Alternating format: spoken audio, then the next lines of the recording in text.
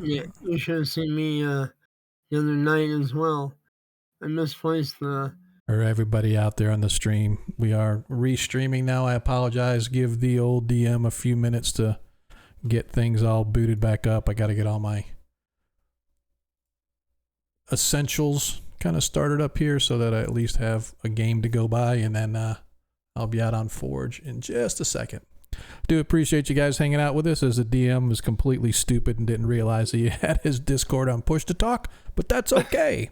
That's just how we roll here. I told you, you guys don't ever come here for the entertainment. You come here to see what kind of a shit show I can muddle through. Don't lie to me. Don't come to me because you want quality entertainment. Just don't sugarcoat it. Tell me how it really is. I know how you guys are. They're like, damn. The yes, clusterfuck of Twitch. Yes, sir. That's us. I'm going to change this name. I've been thinking about changing the name of the channel anyway, but I don't know. Will they let me say shit shows are us, or, Tales of the Shit Show or whatever? All right, hang on. I'm logging into Forge, and then we'll get this thing kicked off here shortly. I apologize for this little bit of a delay, but yeah. I want everybody to blame Darling Creepshow. If you see Darling Creepshow, blame her, because she made me go push to talk, and I completely forgot. Yeah, you'll never make partner with the shit show title. We'll call it Scheiser Show. Yes, thank you. Scheiser Show. I dig it. Now we're getting somewhere. All right. Yep. You don't have a straight man for my aunt. Exactly. We don't have anybody that's like, I'll say is upright and non, what's the word I'm looking for? Somebody that's like a square, a nerd, whatever. So, all right. So let me get this thing going. Ladies and gentlemen, I do apologize for our late start, but I am going to at least kick this thing off, and then we'll just see where it goes, because I have no idea. We're already behind the 8 ball, but let's go. Here we go.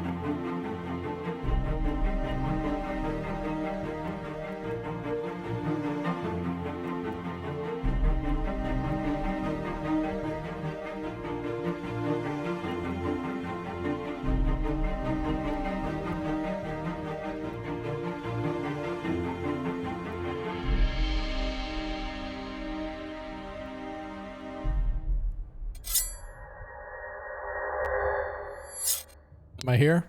Can you hear me now? Are we good? Are we okay? Think so. Check, check, check, check.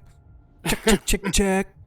What the fuck is going on with my mic? Oh, hello, stupid DM. Let's turn off push to talk. We don't have to reboot our entire system and shut everything down and reopen it all again at the last minute because you're an idiot, but that's okay. As I said, welcome everybody to another episode of 1E1 Shots, Perrenland Adventures. I am your host, Sean, bringing you together with the finest that the interwebs has to offer in terms of first edition Dungeons and Dragons. We are here on a Monday night because we don't like to travel. Unlike traveling shit shows, we are stationary, and we let you come to us because I have no idea why. No clue why you guys come to see us, but we appreciate every single one of you that does. Agamrin out there, Excel out there, appreciate you guys showing up on time or early. Not sure if you were early or not because I wasn't even streaming yet because of the issues I was having. And as people filter in and we kind of get ourselves situated here, I just want to remind you that this whole thing could have been avoided if it were not for Darling Creepshow. So anytime you guys go over to see Darling Creepshow's stream, you let her know that she completely hosed my opening because she has to have push to talk. And I thought it was at a server level, but apparently it's not. It's at your system level, and so I couldn't figure out why my mic wasn't working until I was typing and I heard that little sound that I get when I do push to talk, and I'm like, what the hell's going on? And I realized, oh, we're on push to talk, so that's why nobody could hear me. So we rebooted, we brought everything back up. We're running a little bit late, but we were probably going to be running a little late anyway. Tonight was helping the eldest boy with his database homework, so tried to get him situated and squared away. But we appreciate you guys holding out for us. As always, as I've said before, you don't come here for the quality of the entertainment. You come here for the quality of the shit show. And there's no denying that we are the shit show extraordinaire here on Twitch. So come by anytime and we'll find some way to screw up our stream, guys. I appreciate you hanging tight with us. I know Monkey's running a little late. Not sure what he's doing. He's out there monkeying around. Whatever it is he's doing, but everybody else made it. And let's kind of get into this, right? So for those of you that have not followed us or have not seen us before, don't forget we are here every Monday night, 7:30 to 11:30-ish, give or take, depending upon when the players finish up. And then shortly thereafter, we have our after party for those that want to hang out a little later, little late night chit-chat, coffee time, whatever your beverage of choice or snack of choices. Just hang out with us for a little while. Just something I've always liked to do after even our face-to-face games and stuff. We always kind of hang out for a little bit, so I want to incorporate that here, give you guys the opportunity to hang out with us a little bit longer. If you're a D&D diehard aficionado, you can catch us on Friday nights as well. Every other Friday night. This coming Friday is our off week, so we would be streaming next Friday, although I may not be streaming next Friday or even next Monday, just because of the fact that it is a spring break for us here. We're with the wife, and so hey Monkey, appreciate you raiding us. Appreciate you, man. Thanks for showing up to game with us tonight. But anyway, spring breaks next week for the wife, and so she and I are looking to take a little bit of time off, so I'm probably not going to be streaming, or we are not going to be streaming next Monday probably, or even next Friday. But more to come on that. It depends on when we come back from our staycay. Not really going anywhere to do anything. We're just going to hang out in the in town here. But we go get a resort and we kind of hang out down by Disney and go do all the cool shit down there. So hopefully we'll be back shortly thereafter. So players, you can plan on not streaming next Monday. But for those that are in my 5e game, we may or may not be here next Friday. It depends on how long we do our staycation. If we do a full week or so, we won't be. But if we come back a little early, I might be back in time to stream next Friday. So just kind of hang with that. So also this game of course is, for those that watch, know that Arthur unfortunately is unable to continue Monday nights. Arthur is our resident magic user. The DM is playing that character until such a time as we get a replacement. So if anybody might be interested out there, reach out to me on Discord, send me a private message on Twitch, and we'll just kind of get together and get you situated, see if you're a fit for the group. And hopefully we can get Arthur replaced. He is a 5th level magic user, so he's at the perfect level, man. He's a low enough level where you still get to walk him up, and it's a high enough level that you can get Fireball. So that's usually the mainstay of the magic user. You are not required to play Arthur, by the way. You can do your own magic user or whatever, but we are looking for somebody of the Magician's Persuasion to replace him. For those that follow long enough, you know that you earn our Twitch tokens. We call them Perrenland gross marks. You can trade those in if you so desire, just by clicking the little button and say, I want to trade my coins in. For 3,000 tokens, you can buy a natural 1 or a natural 20 for our party members, which they adore, by the way, especially when they're in the middle of the shit. Having a nat 20 on hand definitely comes in handy, and how that works is you expend those tokens, you let us know who it's for, which player it's for, or whether it's for the whole party. Let the party decide. You can or the player can then replace any dice roll in the game with that dice roll, as long as it pertains to them, right? So for example, if they get hit and I hit them with a natural 20. If they have a natural 1 on hand, they can swap out my nat 20 for a nat 1. Or if they need a nat 20 on a turn, let's say, I think that we've used that a couple of times, a nat 20 to turn those rather pesky undead creatures that can really hurt you bad. Loquacious. Don't want to say that too much out loud. But like I said, you can also give it to the DM or to the party as a whole and let them kind of sort out who gets it. But the only stipulation is they have to have it prior to needing it. So you can't, like, in the middle of combat, they get hit and then you come back and say, no, I want to buy them a nat 20 or a nat 1 or whatever they need. And no, it's too late for that. They got to have it prior to whenever they're needing it. The other thing is we also just recently added the ability for you as a Twitch viewer to roll the dice into the stream. And the way that works is you can expend the appropriate amount of Perrenland tokens and just let us know what player you want to roll for, or the DM. And then we'll just note of that. The very next time that player or DM has to make a roll, whatever that roll is, you as the person out in Twitch land get to roll for them. And basically how that works is I will send a little message from our VTT into chat. You do what it says, and then it will roll the dice from there, and then we'll display the dice roll here in Twitch. Here in our VTT. So that's kind of a cool thing if you're interested in something like that. You want to roll for them. I know I get a little nervous when I have other people rolling my dice for me, but hey, man, it's all in good fun. So let's see if anybody's gonna save up enough coins to take advantage for that.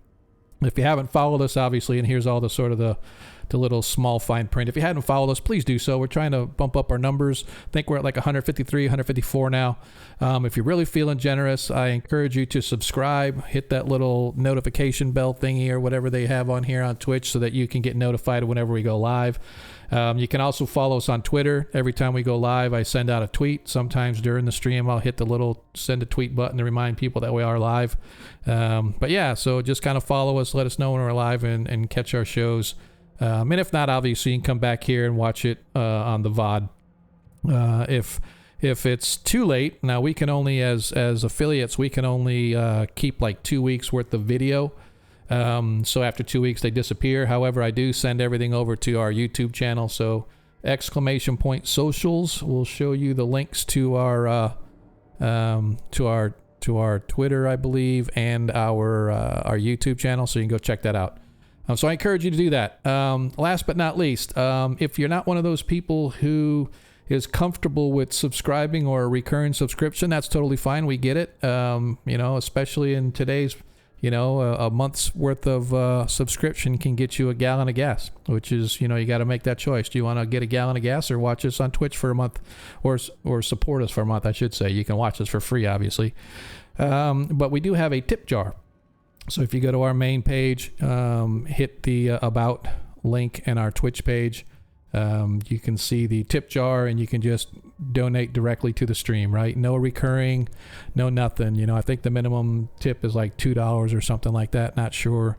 But yeah, all different kinds of ways to help support and feel generous, and we appreciate all the love that you guys give us anyway, whether it's by cheering, whether it's by subscribing, whether it's tipping, whatever the case, but just by showing up, showing that you guys have absolutely no taste in quality entertainment whatsoever.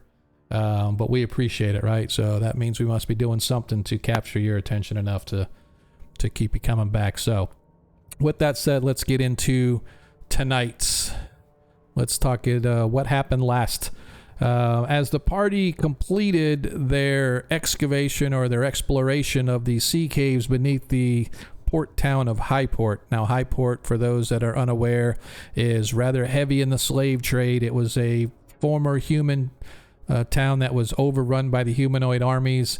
It basically burnt to the ground, but it has been slowly but surely brought back up due to the fact that pirates and slave trades and those ne'er-do-wells who don't care who they do business with, the town itself is basically run by orcs, goblins, gnolls, hobgoblins, and the like. There's ogres that sort of roam around, but there is a pretty good eclectic mix of various human races and whatnot. And so the town itself is steeped in the slave trade, and the party was aiding a priest by the name of Macaro. Now, Macaro was a priest of Tritherion who basically put together an underground railroad, and he was taking slaves from their owners and masters and sneaking them out of the city until that time when the city started to put the screws down onto the gates, and they found that they were no longer able to safely get the slaves. So the party was hired to explore these sea caves and come from the ocean up underneath through the former city that had been razed and burnt to the ground. The new city has been built partially on top of it, but there are still old sewers and buildings sort of pushed down into the earth, and the party came up through the sea caves and did in fact find that there was a path from the sea caves up to the sewers below the city, and so that is where they were to meet Macaro, where he had this small group of slaves that he was trying to get out of the city. Well, they discovered that Macaro had been captured allegedly by the slavers, and so his second in command asked the party to go investigate the old church where the slavers seem to have some kind of a headquarters, because that's where they believe Macaro was taken. At least that's where most slaves are taken anyway, prior to being put on the docket. And so they began investigating into the church, working their way on the inside, met a couple obstacles in the form of a trapped secret entrance that they found. They also came across a couple of undead, and lastly, they were assaulted by a creature known as a sundew, which is basically like a huge, large sunflower.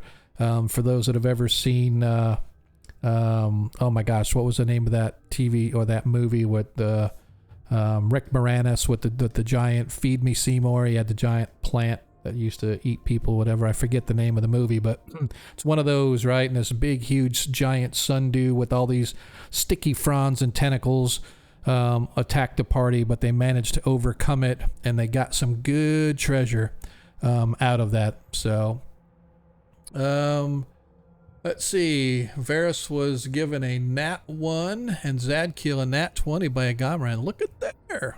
Look at there. Look at there. So let's go ahead and mark those off right now, just so we have those for tonight's session. So the party, so let's see. So Varus and Zadkiel then. I'm going to go ahead and mark those down. And we truly appreciate that. Absolutely. Well, happily take some more. Just want to make sure who's Zadkiel got the nat 20. Varus got the nat 1. We appreciate that at Gomrin. You can tell the people that watch the stream a lot because they're out there buying these for the players all the time. So let's go ahead, and I appreciate that. I did not see that on my. I wish they had an alert that kind of popped up, because I'm an alert kind of guy, right? I'm not gonna sit there and watch the stream stuff all the time, but I really need to. So All right. I was gonna say something, but I don't want you were on a roll, so. Nah, dude, what's up? Go ahead. No, I was gonna say something when he gave it to us, but you were on a roll. I was gonna go. Oh, I got you. I I got was you. going to say something too, but I Yeah. didn't want to interrupt. No, you're totally okay. You know what? Interrupt away, dude. So I was just My trying to audio get is us. strong. Say again. He says my audio is strong. Oh, I think Monkey's audio is strong. Lando's they said is goodish, but I mean that's kind of what Discord has been lately, man. It's like you never know. I think I try to keep everybody right about 95% volume, because apparently that's the good volume for me to kind of keep people even with me, because I guess mine's a little over the top or whatever. I don't know. So Yeah, I have to double check. apologize. I bring it strong, so you know. Yeah, is that what it is? Yeah. That's what she said. No, I'm just kidding. Oh, dude, you're such a turd. Okay. All right. With that being said, the party last left where you guys have you destroyed the sundew, you took the barrels of fermented wine that turned into vinegar basically and poured it all over the giant sundew, and were able to sort of clean away a lot of the gunk and tar-like substance that covered this whole thing, and you were able to extricate whatever treasure it was that you guys found. You continued to the north until you finally came to the end of this hall where you now stand. To the south is a locked door, a heavy set of doors, solid oak, iron banded, big huge lock on it leading to the south. To the north is another set of double doors, although this one does not have a lock on it. It's just a regular set of double doors that lead into some chamber on the other side. And as we left last week, you guys heard there was sort of voices and arguing and bickering going back and forth that was in Orcish, and you determined that there are several orcs on the other side of the door, and that they appear to be soldiers or guards of some kind based on what you guys heard. So then, party, you now find yourselves standing at these doors. I believe you tried a couple of times to unlock the south door. I believe Loquacious tried once and Varus tried once, and you were unable to unlock the door to the south. However, the door to the north is not locked, and as I said, I think we're going to go in and meet up some orcs and hope they have a key. right. Deglin, if you and Loquacious could give me a sound check just to make sure a couple folks out on the stream say they haven't heard you yet. I know I heard you, Deglin, but I just want to make sure that we get a good sound check for the folks out on the stream. For the glory of Jaskar. Halberd and fists. Halberd and fists. There we go. All right. So, Boats and toes. Boats and toes. All right. Good to go. So then, as you guys stand at this door, what do you wish to do? I attempt to detect the evil behind the door. On the other side, coming from the other side, you detect a faint bit of evil. It's not anything strong like undead or anything, but it's more along the lines of a sadistic personalities that are on the other side of this door. Okay, I tell the party. I look at them as I have my hand on the door or what have you, and I say, I detect something that is not good, but it's faint. Maybe a number of them, or it may be just one. I'm not too sure. I told you there was multiple orcs. I heard the voices. Yeah, not exactly sure how many, but there are more than one on the other side of this door. I say we slay them. Why don't we knock on the door, and when they answer, We'll ask them if they've heard about the Lord and Savior Jaskar. You should have fun with that. I will pass them while you're doing that. I think it's a good idea. I go, well, I'm willing to bet there's probably 6 behind this door, but I'm not 100% sure. We could knock, and when they open it, we could snatch one and then kill him, and then they have to be channeled to get to us. We can't get bum rush that way. Well, orcs are pretty strong if you haven't dealt with them before. They can be. Well, remember, isn't there a door? Snatch them. There's a door that leads outside if we're on the northern end. So we don't want them running for help. So, or alarming the place. So, if we're going to attack them, we need to do it and do it hard. Might I suggest we stack on the door so that when it opens, we all rush in at the same time? Does anybody speak orc? I do. Perhaps you can lure them out. Maybe say, look at all this treasure, because I believe orcs like treasure. That might be a bit of a bluff to do. Well, I just don't want any stragglers taken off. Mm-hmm. Get them all rushing in. Well, that's why we have to decide on either we do it all at once, or well, it's just an idea. I'm just throwing ideas out there. What's the plan? All right, who's for stacking on the door and who's for luring them out?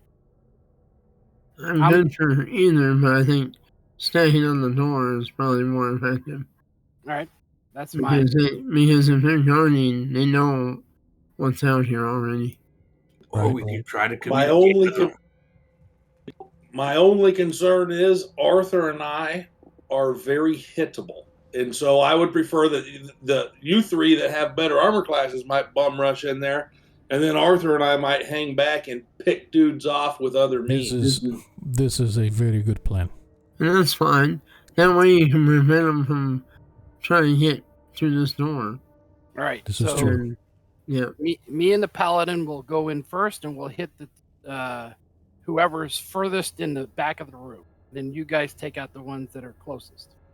Okay. All right. I'll stand at the door then and take him on. All right. So, who's going first? You guys are going in together? Okay, so you're going, followed by Deglin, followed by Varys, and then Arthur and Loquacious will bring up the rear as necessary. Oh, it says I'm colliding with a wall. I can't go in. That's right, you can't. Ha ha ha. As you open the door. All right, just let me know when you want to open the door. I'm going to open the door. All right. So as you open the door, you see that you are in fact on the front half of the old church, and there's this old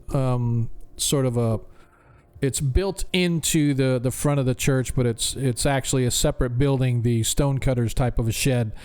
This ramshackle building is cluttered with a variety of tools and junk. You see hammers, chisels, axe handles, slabs of stone, and warped boards, etc. The walls are covered with many different types of holy symbols, some evil and some good religions. Most of these looks like they've been pegged or nailed in place. Crouched about a dim and sputtering lantern in the room are 6 orcs nervously fingering their halberds and glancing about. And as you charge into the room, I need you to go ahead and move yourselves where you want to move to. I am going to roll initiative. I'm going to begin combat, which will roll initiative for everybody. And as we do, let's light them up. And begin combat. The orcs go first. Varys, you can go. And the door should be open. Varys, you should be able to move yourself in. Go ahead and move where you want to move into. That's weird. Your music to the game is going through my headset. Is it? Everything else Weird, comes through the weird. speaker. That's funny. Where? Oh, there's Deglin. Okay, so the orc, as you go rushing in, the orc immediately swings down his halberd, targeting Deglin, who arrives first on the scene. And where? Okay, here we are. Why is it not? There it is.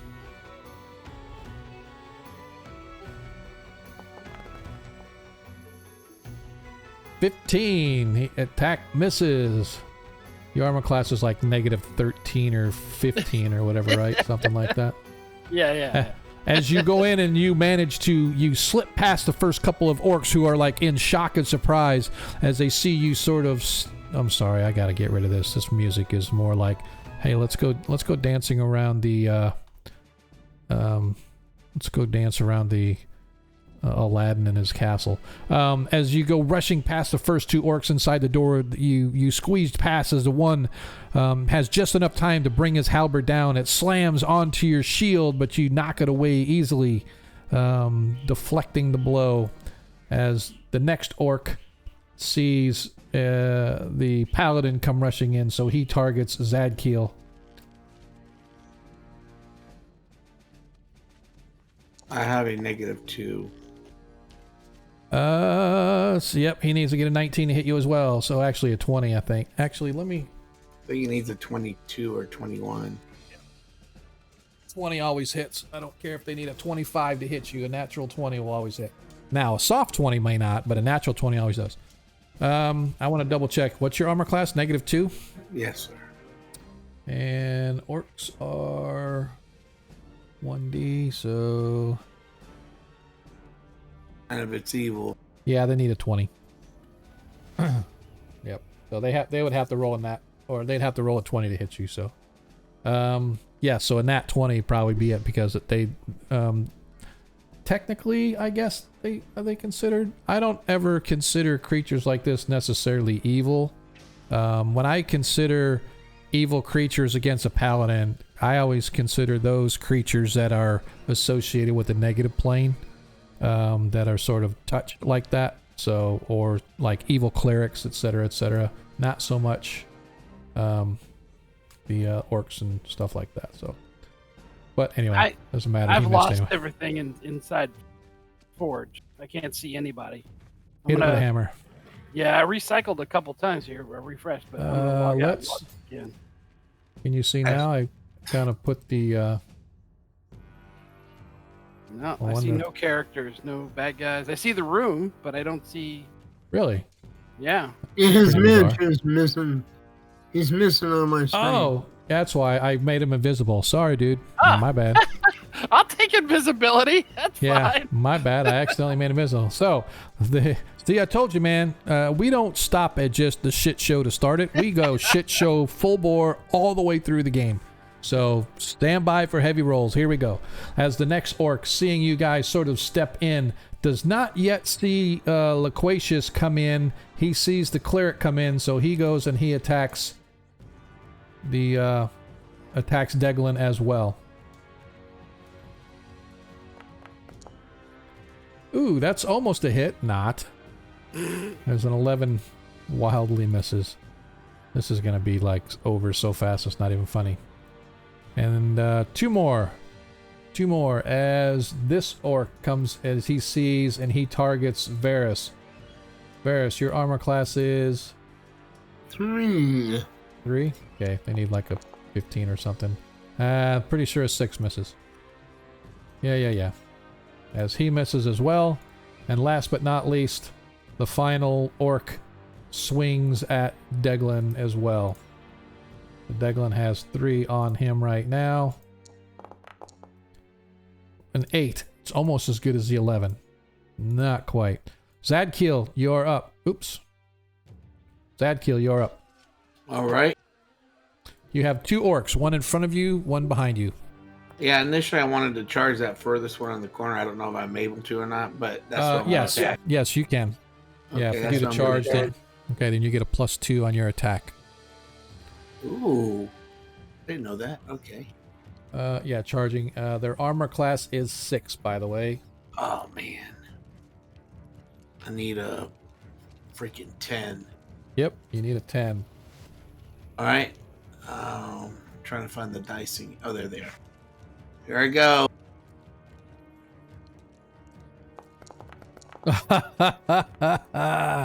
Just hits. Well, you got the 10 plus your strength and all that. So you do hit. Go ahead and roll your damage. They are medium-sized creatures. So it's a long sword, so it's a D8 plus 2 plus your strength. 4 plus 2 is 6 plus your strength bonus. That's 6 plus my strength, which That's is what I said. 8. You don't get a plus 8 for strength. 9. Oh, 9 damage.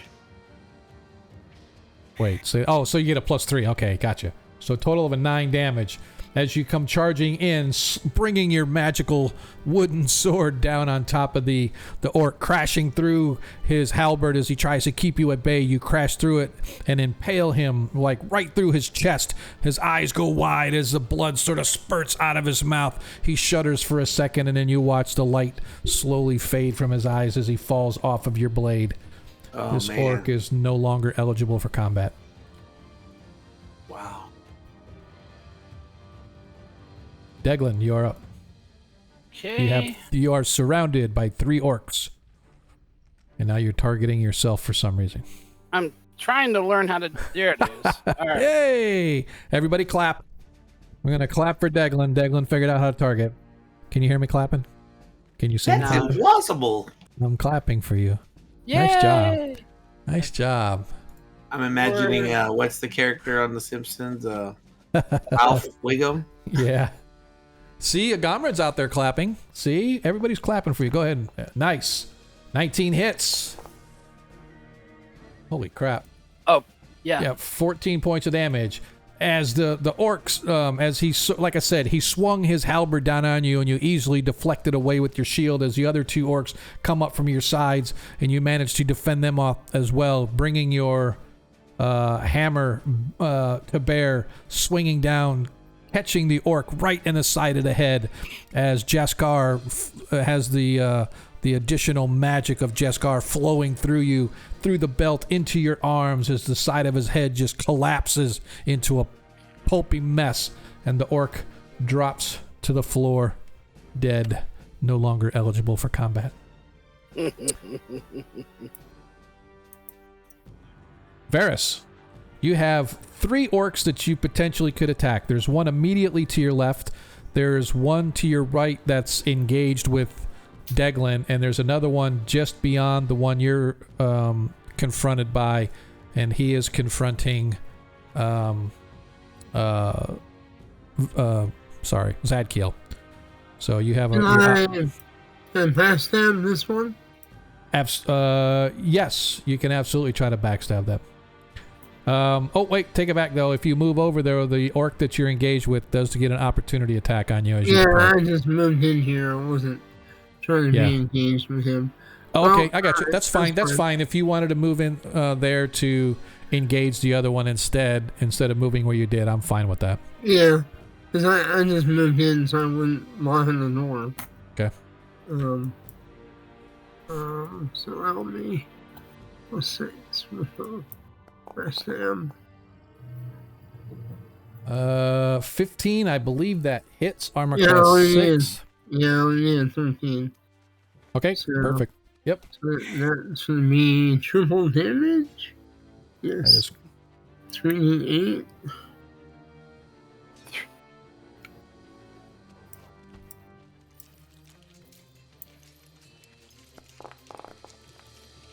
nice. 12 hit points. As Going up through his chest. Yep. As you're watching Deglin, as you collapse the one orc, you hear this sort of a grunt and a groan behind you, whipping around to see what foe you face next. You see Varys has come up behind one of the orcs that you were engaged with, and his blade is now bursting out of his chest, just like the Alien movie, as the orc sort of gurgles his last breath, dropping to the floor. That orc as well is no longer eligible for combat. I give a curt nod to Varys. Thank you, brother. As Arthur does nothing, seeing the orcs dropping like flies, Arthur is just going to move into the chamber slightly just so that he can see what the hell's going on in the event that it's needed. But he does have his magical or his pouch of components handy in the event that a spell might be needed. But as of right now, actually, no, he's going to take his darts and he's going to target this orc right here. Rather than using his spells, he's going to use his darts. So it is a range missile roll. 5 misses. Missile. 13. I don't think that hits. Hey! Woo! Rated with a new subscriber. That's kind of weird. Dang, Cannibal, thanks. Oh, that's what it was. Hey, man. Thanks, Troy. I was wondering, like, what the heck is that, man? Hey, dude, I appreciate that. I really do. I really appreciate that. Everybody, all of our regulars, man. All of our regulars are getting subscriptions. So, man, that's pretty awesome. I'm just gonna sit here in awe of Troy Cannibal. So, look at there, man. Thanks so much, Troy. That is awesome. A magic user with armor class 6 needs a... no, he needs a 15 because he's only 5th level. That is awesome. Ooh, Armin, he'd appreciate that, man. Thanks, man. Troy, you are the man. If it wasn't for Troy, my kids wouldn't be able to go to college. I just want to say that right out loud. Troy is putting my kids through college. So that is pretty awesome. As long as college is only like, I don't know, very, very cheap. Because I really don't make much money at this at all. But I love it, man. I do. I appreciate the love, Troy. That is awesome. And so, no. So that last roll, that 14 missed by 1. He needs a 15. And then he got one more dart. I think I did the large one. Okay, yeah. One more dart. Missile roll. And a 9. Yeah, or 10, I should say. So Arthur misses with all 3 of his darts as he's like, fuck it. Moves on to the next. Loquacious Loot. You, sir. All right. Well, having watched all of my partners drop the hammer, I'm going to drop the halberd. All right. I like it. Halberd versus halberd. I know, I like it. Go, sir. As a monk, you need a... Let's see. You should howl with your halberd. You need a 12 or better to hit. Natural 20. One of you. Whoa! Times 2. As a matter of fact, 22 actually. 10 plus, so 7, so 14 and 4. So that's 18 hit points of damage to this poor orc. As he sort of whips to see you coming in, unfortunately, your halberd is much swifter and much deadlier than his defensive maneuver. As you pierce right through it, the halberd sticking in the poor orc's neck as a little stream of blood sort of pumps from his heart into the open space, aspirating as it goes in a little spray like you're opening up a soda can, for those that know what soda cans are in the modern world. The orc gurgles, gasps his last breath, and is no longer eligible for combat. As we go on to the next round.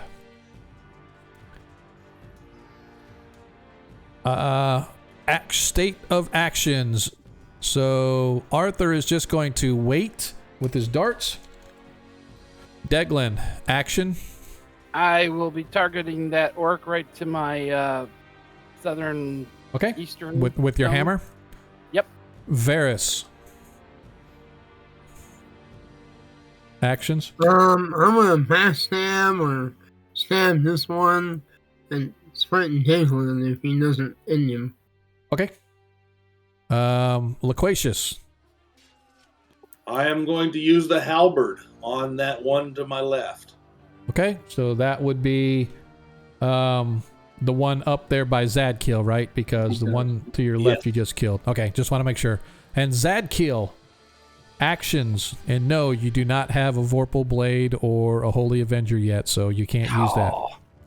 So Oh you no, I can't was gonna use say it. that. Yeah, you lie.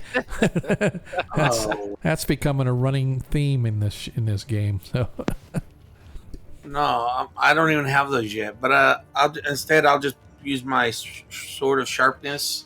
okay, And you mean your longsword +2 yes, it doesn't know without that. the sharp? Yeah, it doesn't know that. It doesn't know it's not a sword of sharpness. I just tell it is. I whisper to it saying, "You are a sword of sharpness." You can just act like it. All right. Yeah, So- I'm gonna attack the orc behind me, but I'm gonna do it in such a way like since it's all simultaneous. As I slice that first orc, I'm like, "Shah!" and I do like a turn that's really awesome, and get ready Okay. to strike again. Kind of, yeah. All right, as we roll initiative, as you guys go first, nicely done. Zadkiel, you are up. As I turn, the slow mo camera's going, and the sword's Hang on a coming toward second. the orc, and There we he's go. looking at me like, "Ugh," and the sword I is don't know what in you his mean. throat, and it's Miss. As you bring your blade around, this orc seems to be a little faster, a little more wily than the others, as he whips his halberd down, deflecting your blade, just barely missing him, but miss him you did.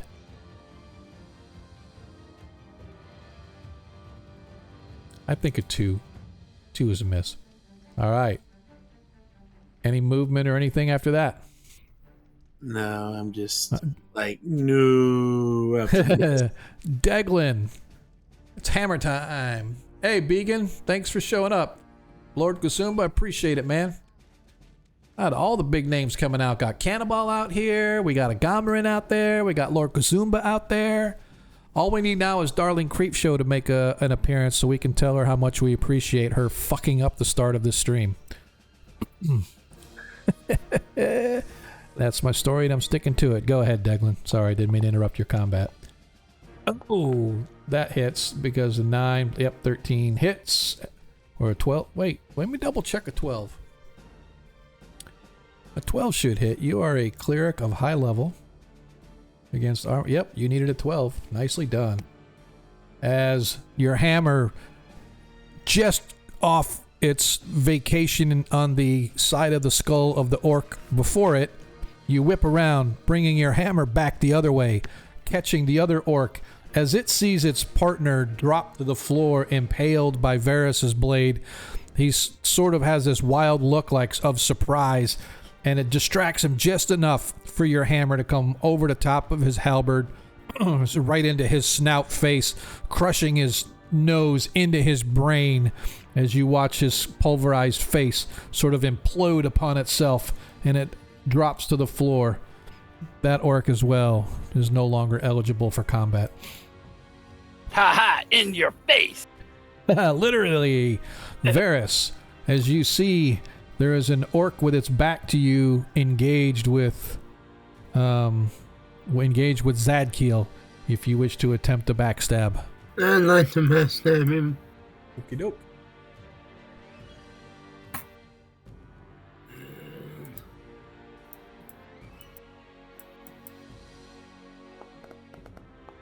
Oh, so close. Oh, one shot. Just missed. Just missed. Yep. All right. As you as you go to backstab, the orc sort of shifts to one side, and your blade just sort of skitters off the back of its armor as it sort of whips and turns to face you, now backing up toward the wall. Halberd and fist, you are up as Arthur is just going to move into the room. He is not going to waste any more darts. He's just going to go try to pick up his darts. Halberd and fist, you are up, sir. All right. I'm going to move over there and destroy this creature. Think you can. I think you can do this.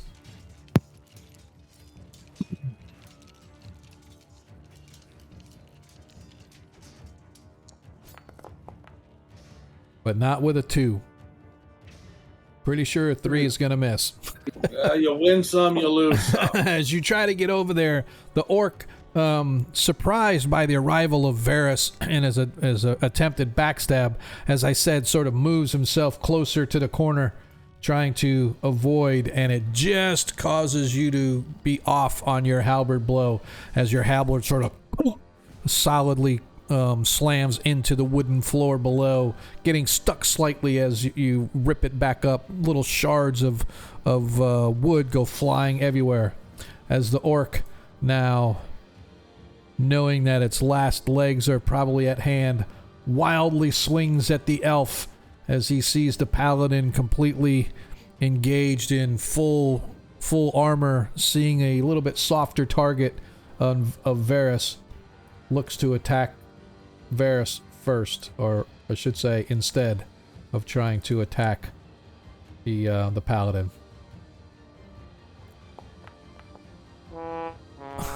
Pretty sure a nat 1 is not going to do anything. It puts smiles on faces. Yes, it does, as the elf easily evades and dodges away from the... and I'm just going to keep the same actions as we roll. Oh, it's a tie roll. Let's roll again. As the party goes first. As Zadkiel, you are up. Oop, I don't know why it says... Keep going to Deglin, but Zadkiel, you are up. I'm going to take that sword and do like a backhand as I missed that first swing on him. And Okay. I'll bring it up and slice it backwards. Gotcha. Does that give me a... No. 20? Let's see. Just a regular roll. It's going to be a +2 plus your strength. So you got... Don't you have a +1 +3? Isn't that your... Yeah. 6 plus 2 is 8. What's your strength bonus to hit? 2. 2? Yeah. So that's a total of a plus... Yeah, so you needed a... You need... Yep, you're right. You need a 10. Nice. Just barely hit. Go ahead and do thy damage. Do your worst, as the orc says to you. Do your worst. Oh, that's good. That's As 11.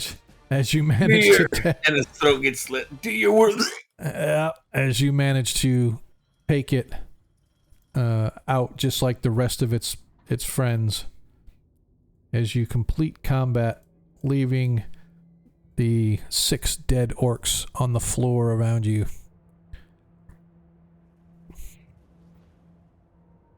As you guys look around, as I said, the walls are covered with many different types of holy symbols, some evil, some good. Most of these look like they've been pegged or nailed in place. There's... weird way to decorate a room. Yes. You can see that there is another door leading out, and you can see that it is cracked open, and you can see outside, so you realize that you are in the sort of the stone cutter's shed, or the wood shed that's built into the front of the old chapel. Mm-hmm. And as I said, you could see it's all run down just like anywhere else. There's signs that it was burnt out at one point and whatnot, but this room or this building has been rebuilt slightly. So looking outside and bar that door.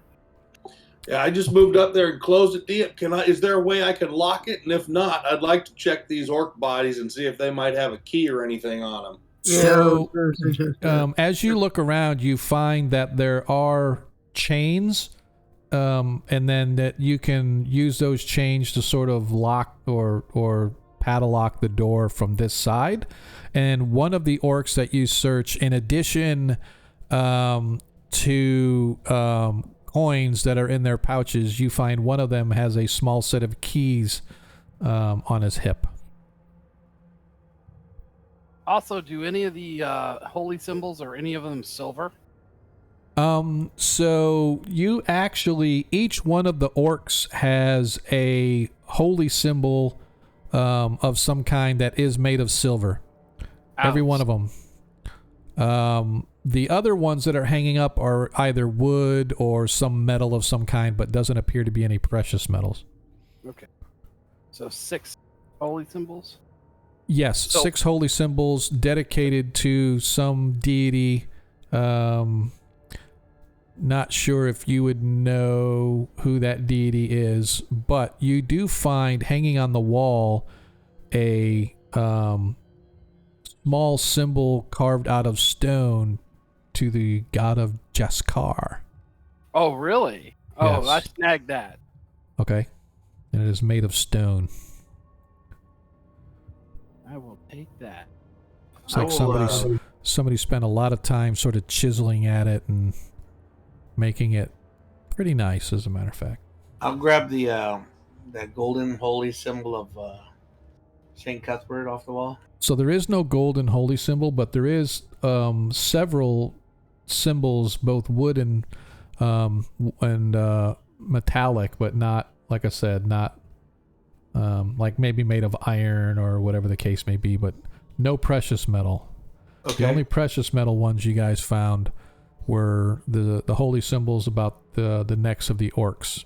Okay. Each one you would, just somebody wants to take note of treasure, each one is estimated at 40 gold pieces of value. Yeah, I'm writing it down. Okay, so you have 6 holy symbols valued at 40 gold each.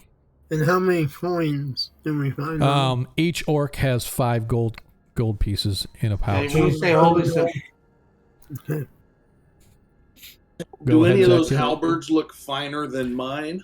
No, they're good shape, so they're good, but they're no better or no worse really than yours. do any of those, when you say holy symbols, do you mean of symbols of good gods or just? Yes, or- good and evil.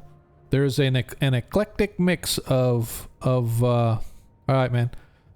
There's a wide range of symbols that hang. Some you recognize as evil, others you recognize as more good aligned.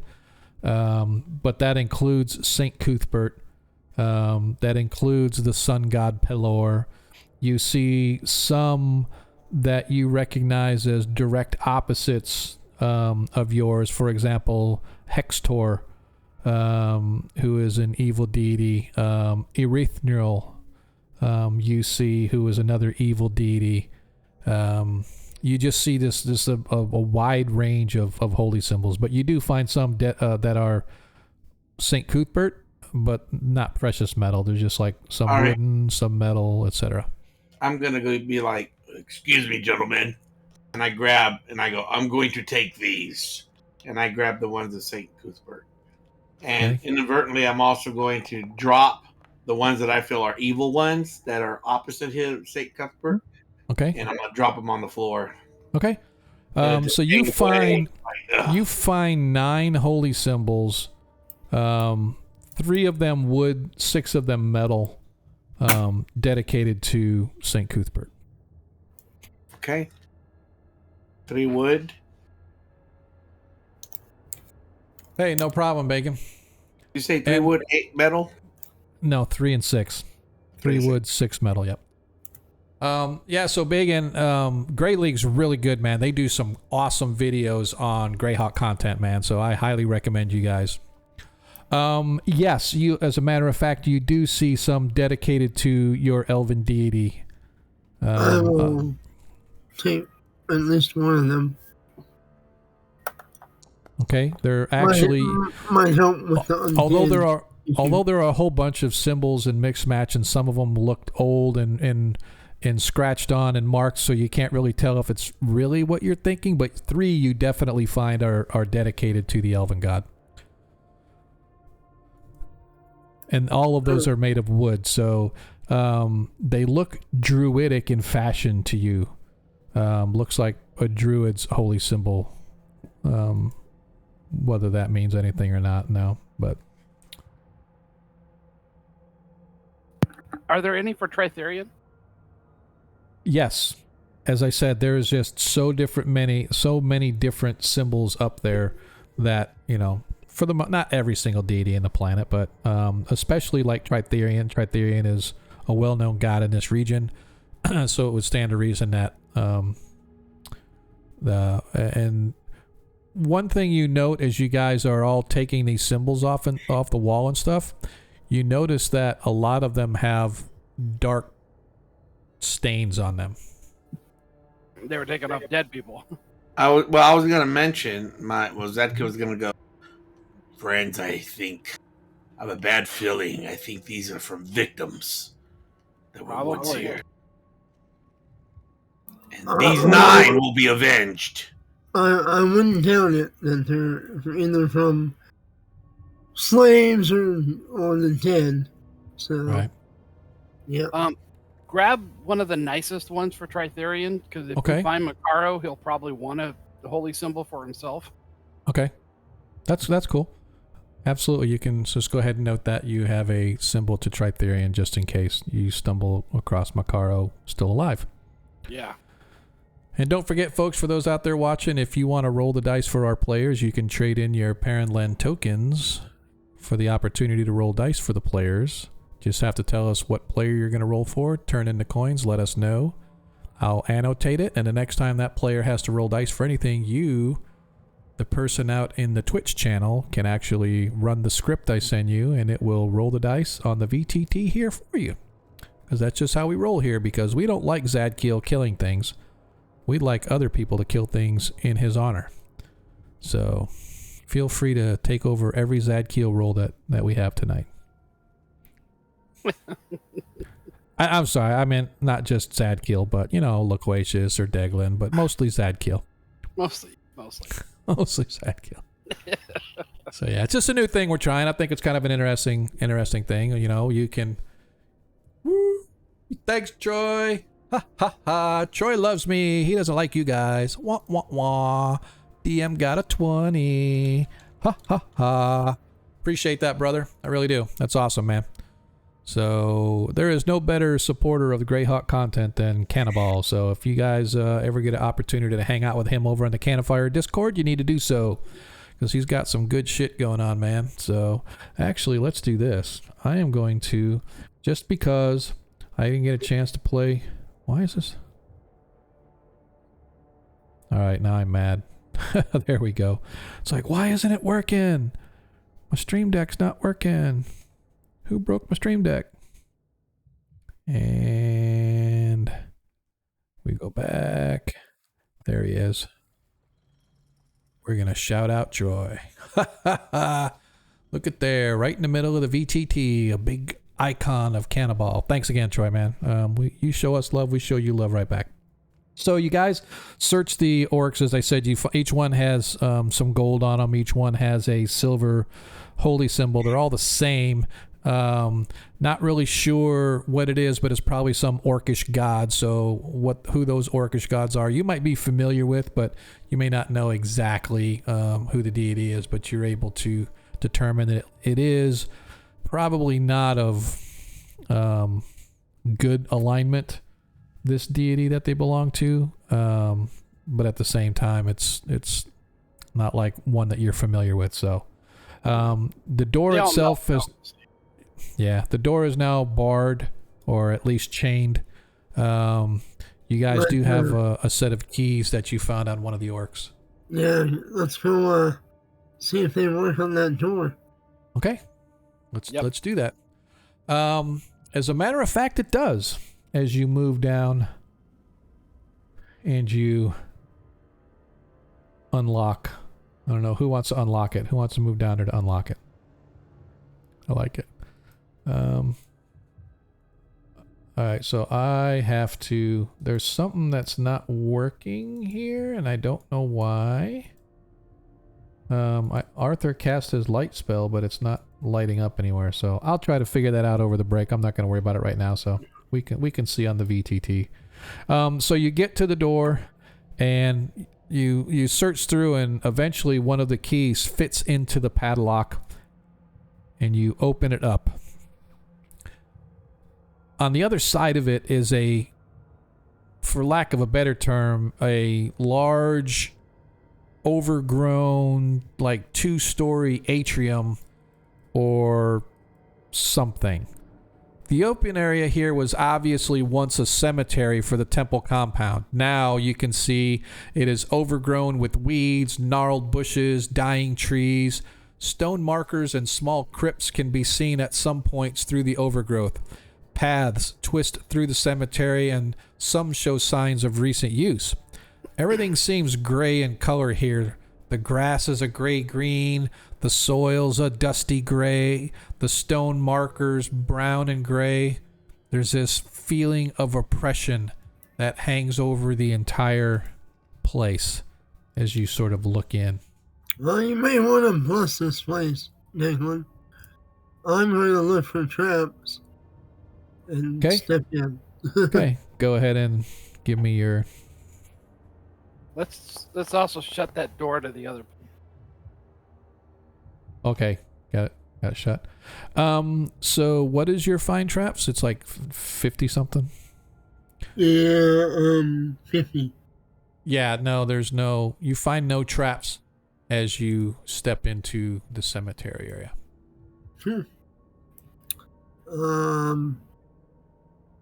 Look around. Step up in here. Okay.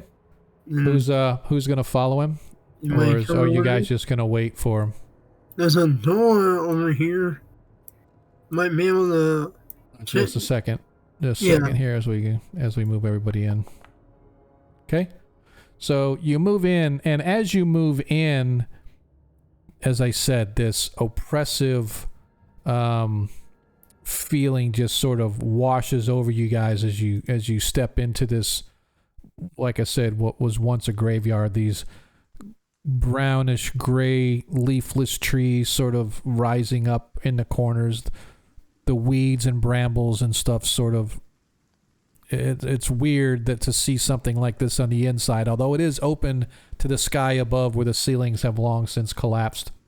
As Arthur comes in with you, you can see that as you move, just as you moved in, the in the sort of central area off to the left where some of the paths go, you can see there's a large mausoleum. It has a bar across it along with chains that sort of padlock the door closed. You can see that there's some kind of scrawling on it, but looks like it's been wiped away. Like somebody wrote something on there or something, and then somebody came by and sort of used a hand to sort of wipe it away.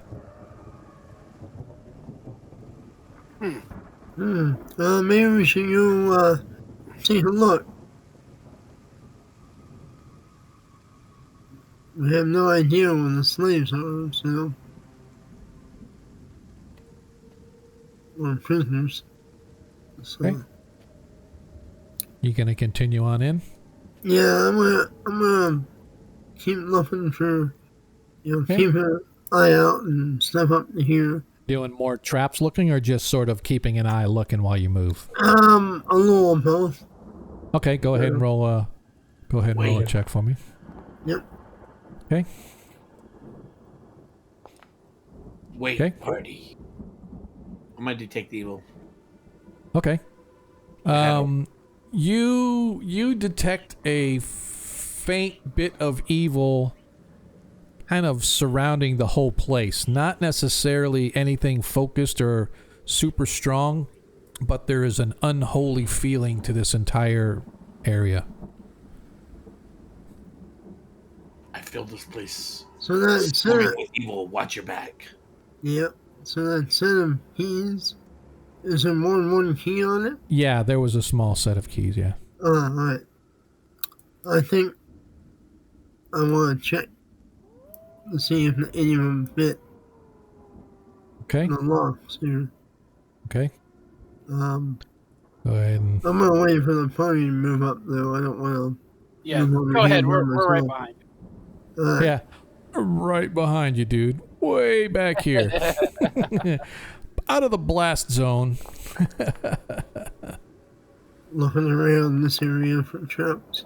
Okay. Let me see. So first of all, you look and you don't find any traps.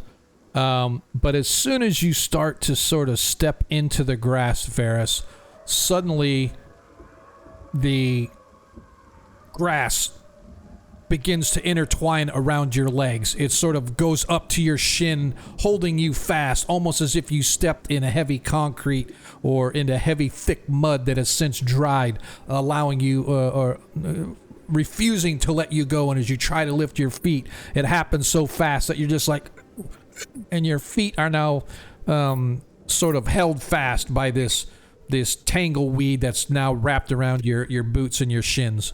I stab it with my magic longsword. Okay. And hack my leg free.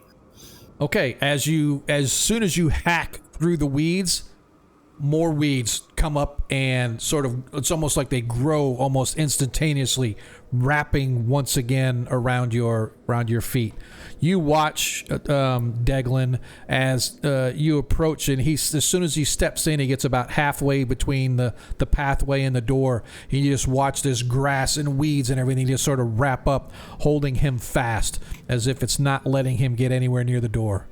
Is there any way I can pull him out of it? Sure, you can absolutely try to pull him out.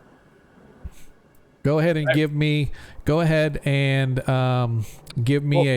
Ben Bars. Okay. Yeah, give me a Ben Bars.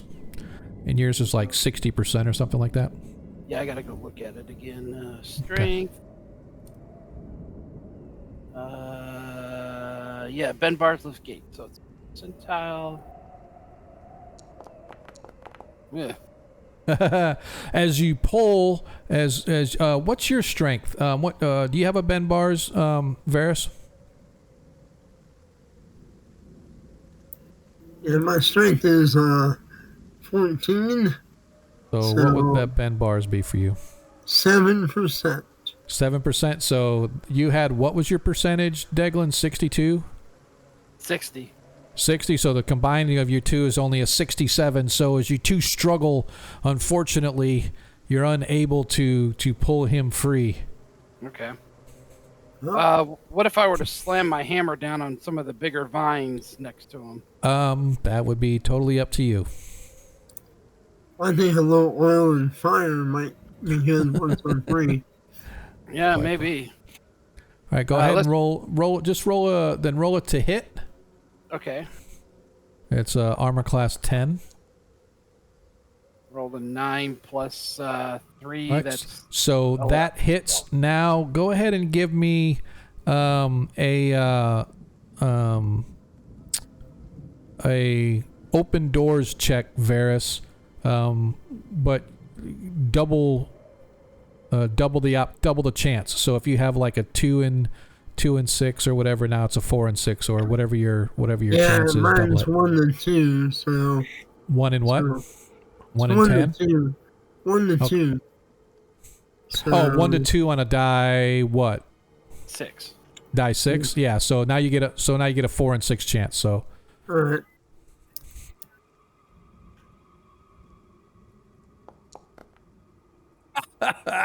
Unfortunately, both of you working together, as you slam in, you could see that you're crushing some of the weeds, and they sort of release, and he goes to move his foot, but as soon as he goes to step backwards, these weeds sort of pull in and tangle and pull him back. Can I use that nat 1 and get myself free? Sure. That's up to you. If you guys want to. Totally up to you guys if you want to use it. It's yours. Yours to use. Let me try. I'll save it for the moment. Let the paladin. Okay, so what are you going to try to do, Paladin? Just pull him free? Yes. Okay, so go ahead and combine the 3 of your. So what is your Ben Bars lift gates percentage, Paladin? 25. Okay, plus 60 is 85, plus 7, so that's a, 25 plus 60 is 85, plus 7 is a 92% chance then. So go ahead, Varys, and roll your Benbar's lift gates with both Deglin and the Paladin as you finally, with the help of Zadkiel, manage to rip free of these accursed weeds. And you're back onto the trail as the weeds sort of fade back down into the grass. I take out a flask of oil and I dump it on the weeds. Okay. Burning these fuckers. Okay. You're gonna set the weeds on fire? Yes. Okay.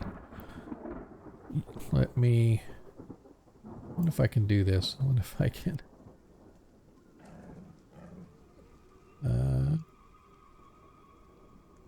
While they're Alright. doing that, I'm going to be scanning the whole area with my crossbow just in case something pops up. Okay.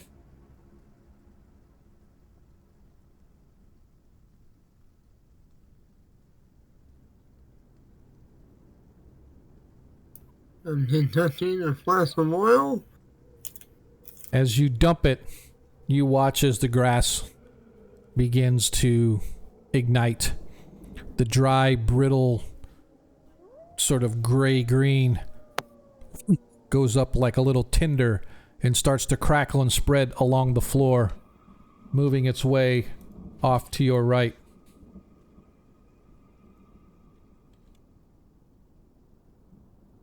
Hang on. Hang on just a second. We have to make this special guest appearance. As everybody knows, this is the famous halfling bard Ollie. And he's out here to entertain everybody. So make sure that you guys get your coins out and you drop them as he eats my microphone. I like it. I think you're doing good. I think you have streamer built into your blood, dude. I really think you do. What? All right. Go back to Gigi. All right, all right. That was brought to you by our local entertainment. You watch as the grass begins to ignite off to the right, and it slowly starts to work its way around.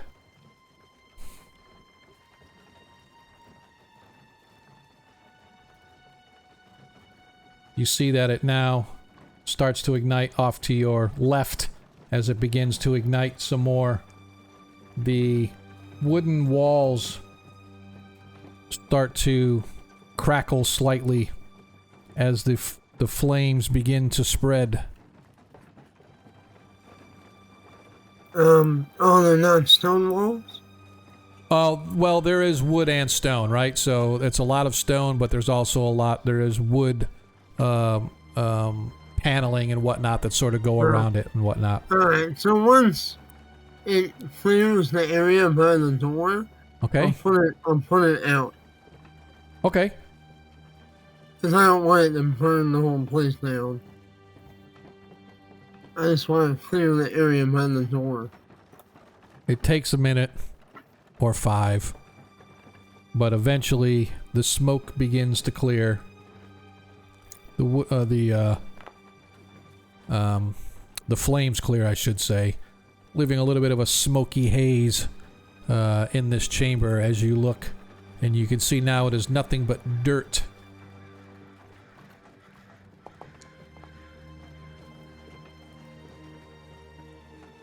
What do we want to do?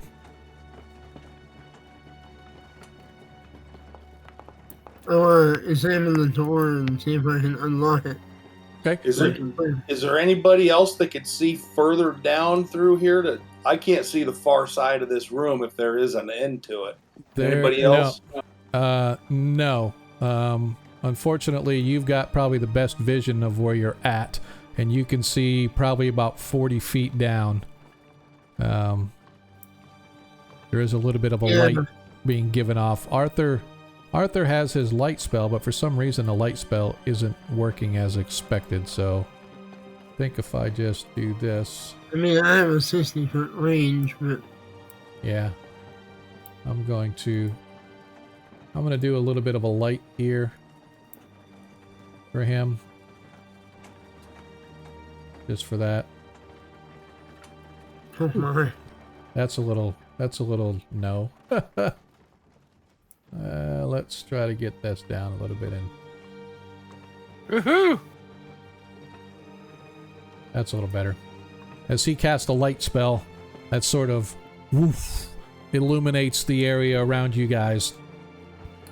And you can see that, yeah, it is even from where you're at, it's too far. He moves over to here, and you can see that it still goes as far as you can see down that way. But the key that you have, or the keys that you have in your hand, Varys, are in fact, or do in fact, fit.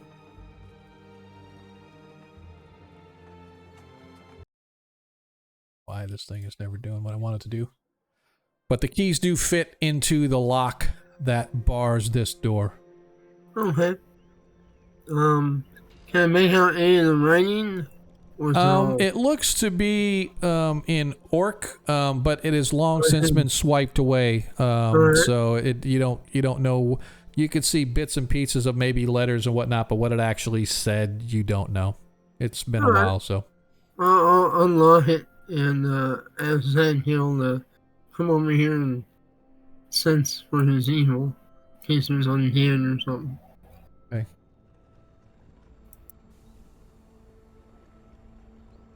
Zadkiel? Yeah, I'm going to.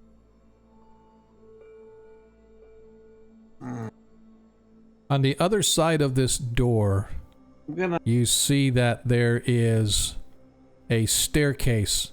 It doesn't look like it was the original, because this used to be a mausoleum, right? So you open up the iron door of the mausoleum, and instead of a crypt on the inside, there is a flight of stairs that has been recently built, leading down into the dungeons below. I want to examine the door and see if there's any type of writing on it. It's yes. It used to be a tomb of somebody. Apparently a well-to-do individual from back in the days when humans actually lived here. But other than that, nothing descriptive.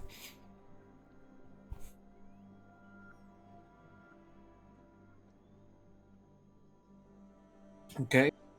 I say, tell the party, if we are to venture down, keep on guard. For I sense there's going to be evil down there. Alright. Well, we're gonna go down and have a look then. Okay. Me. I will check for traps along the way. Okay. Let me.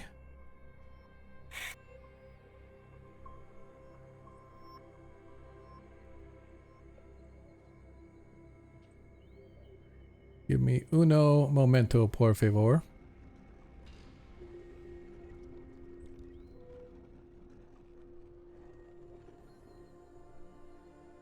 I'm going to fix this again. Guess I should have just kept it from the other one.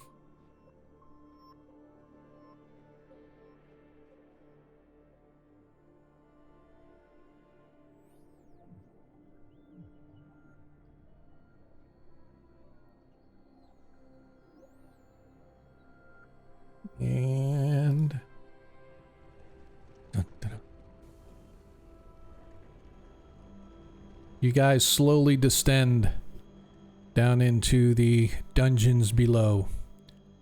The staircase itself goes down for perhaps 20 feet or so before depositing you guys in a dirt tunnel. The tunnel itself runs for about 30 feet or so before hitting a T intersection.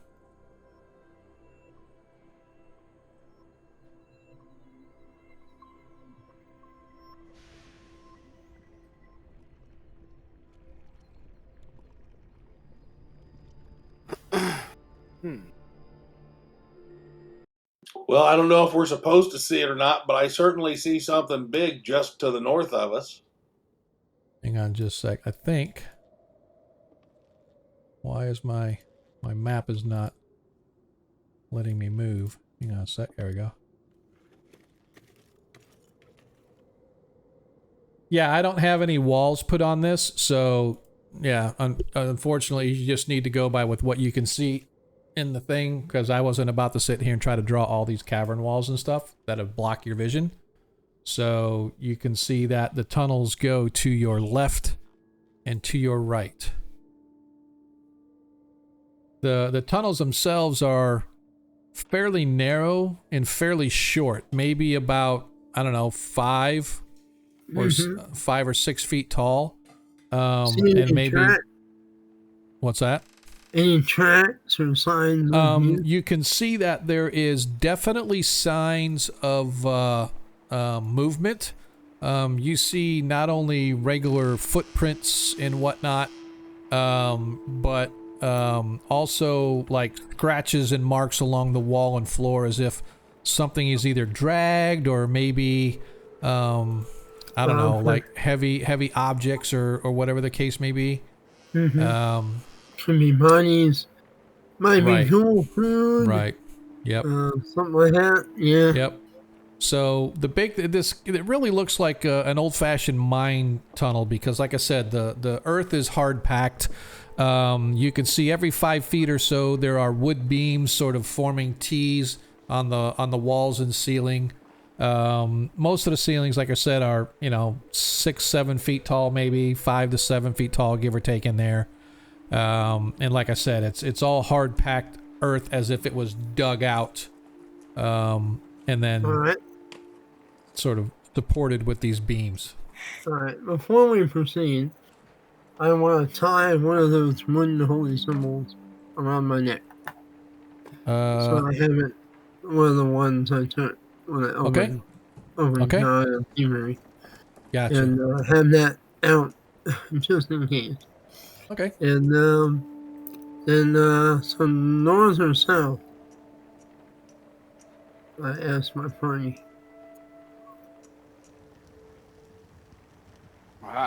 Up to you guys. Doesn't matter to me. Let's try this way then. Hang on, give me just a second. Okay. You head north. Okay. As you slowly move your way north, the tunnel continues in a straight line. Eventually, however, you find that it begins to curve off to the left. And as you get to what you can assume is the end, Varys, you stop just enough to see that there is a you sort of walk out to a hole, right, that overlooks a large chamber on the other side. At this ledge, there is a ladder built into the wall leading down that you can see, right? And let me give you a description of the room here real quick, just so I don't forget. Suspicious. Yeah. This is odd. Yeah. Let me get my descriptomatic stuff out here. So as you're sort of looking, this chamber is circular with a moat of sewage surrounding a bare platform in the center. Around the outer wall of the room is a narrow 3-foot ledge connected to the center of the chamber by 3 arched stone bridges. On the ledge stand 10 orcs. From the west side of the room, a staircase descends to the center of the platform. Opposite the stairs to the east, where you're at, is an alcove, and in the alcove you can detect a table, chairs, a bunch of boxes and crates, etc. There is a man sitting at the table with 5 giant weasels around him. A ladder at the back of the alcove leads up to the opening where you're at, high in the wall, and the entire area is lit by torches. So you can see that, like I said, there are Around the outer wall is a narrow 3-foot ledge. Yep, on the ledge stand 10 orcs. So there are orcs all around. Let me go ahead and drop them on there. I should have put the monster stuff on the map previously, but I didn't because that's just how I roll. I think I want to make sure that that is the right size. So wasn't sure. I want to double check these. I want to double check the size of this map because I was supposed to do it last week, but I completely forgot. But these maps look like whoever made them actually made them the correct 5-foot size, and I just want to make sure that they did that. Instead, I may have to adjust the size of the tokens. So let's see here. So this room is in fact that's 30 feet around. Yep, so these are right. So you can see the orcs are actually standing around the side here.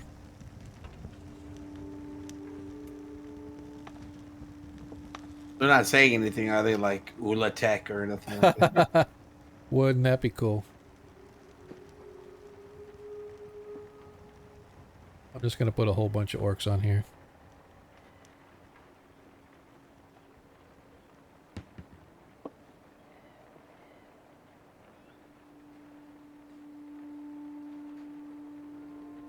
See how we got? 1, 2, 3, 4, 5, 6, 7, 8, 9. One more. So I'm actually just gonna put them like here,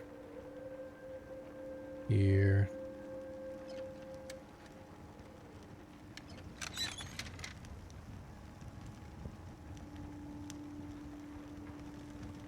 I think that'll work right here.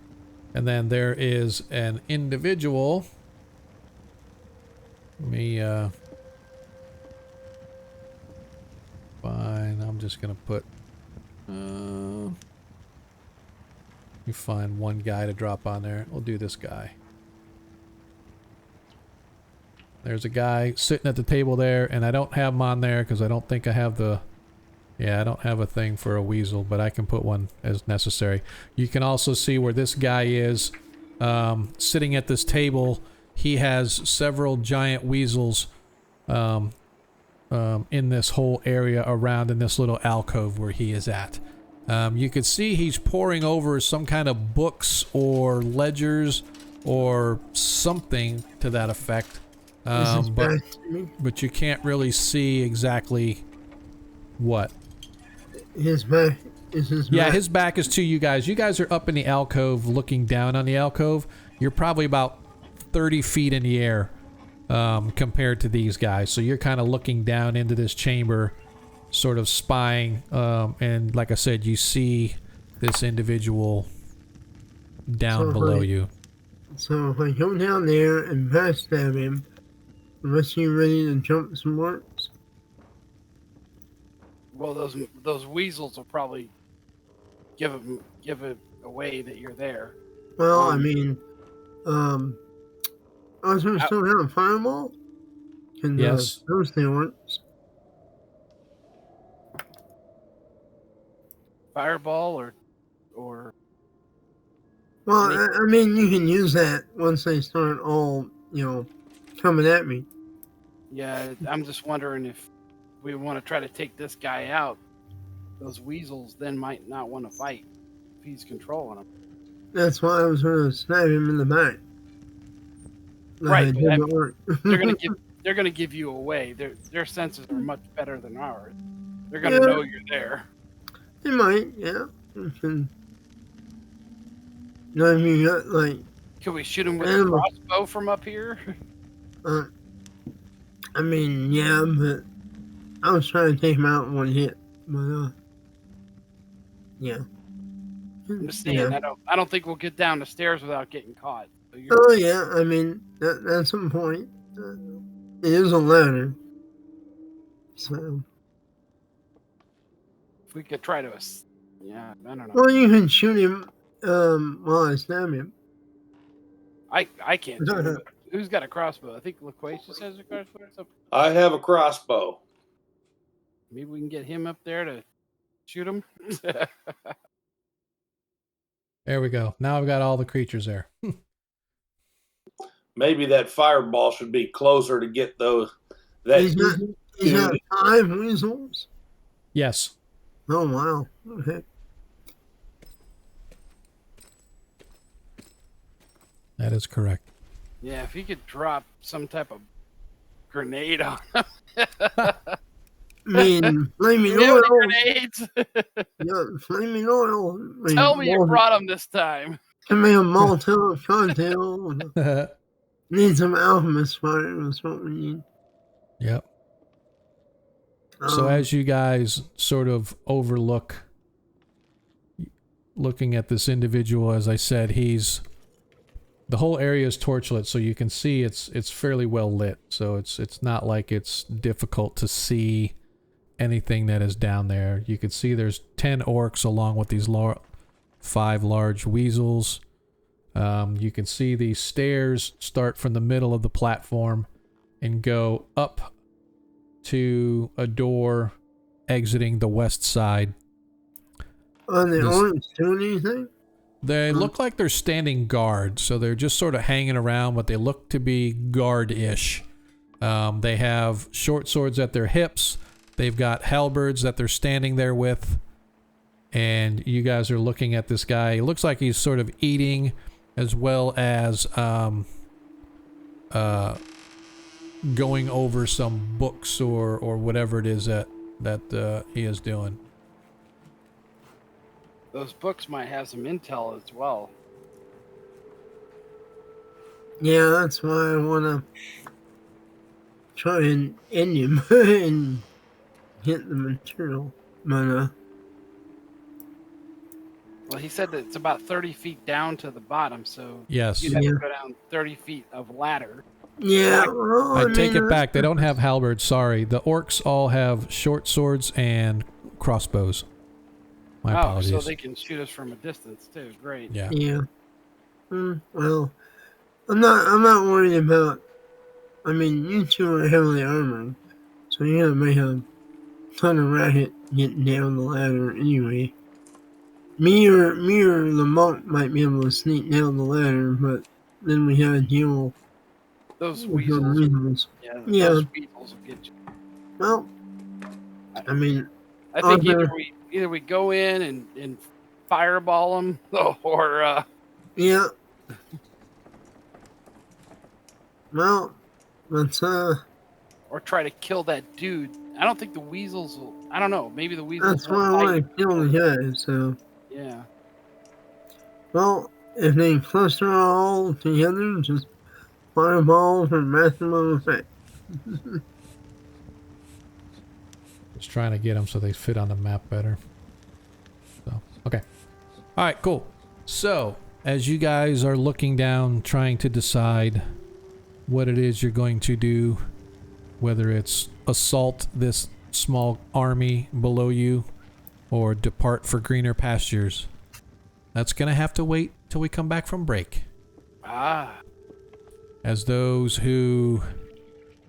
Hey, darling creep show, she's lurking. Did anybody tell her that she was the reason for the shit show start for our stream tonight? But that's okay. Hopefully she's out there to hear that. For those of you that follow us with any regularity, know that this is our break time. We usually take about a 15-minute break between now and then. So let's just kind of click over to the break. And for those that are aware, we are going to let's go ahead, and I've got shuffle turned on, and let's go to the next one.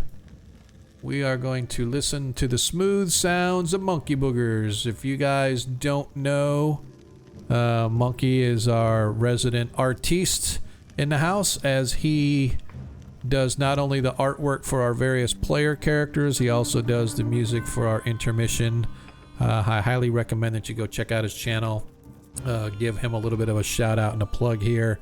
If you guys have not already gone to see him, you need to go check out and see where Monkey Burgers is. So let's give him a quick shout out, just because Monkey rocks. And for those that do know, we'll be back in about 15 minutes. I guess I should put my timer down, so give me a second here, because I did not have anything opened up as we started this stream because it was such a cluster. And I really appreciate everybody that stuck around.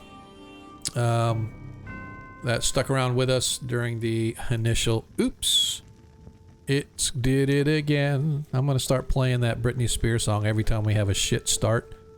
Which is, oops, I did it again, and here we go. So, yeah. So hang out with us. We'll be back in about whenever the timer says we're back. 14 minutes and 41, 40, 39, 38. We appreciate it if you guys will hang around and be back with us when we get back. Creep Show, if you're out there, we appreciate the lurk, absolutely. If you have not seen her stream, you need to go check her out. Lord Kazuma's out there. If you have not seen Jay or his stream, then you don't know what you're missing. Jay's kind of one of the reasons we got into this. So we'll be back in a few minutes. Hang tight with us, and let's try not to have a continued cluster of a show. All right, man, I'll be back in a few. Thanks.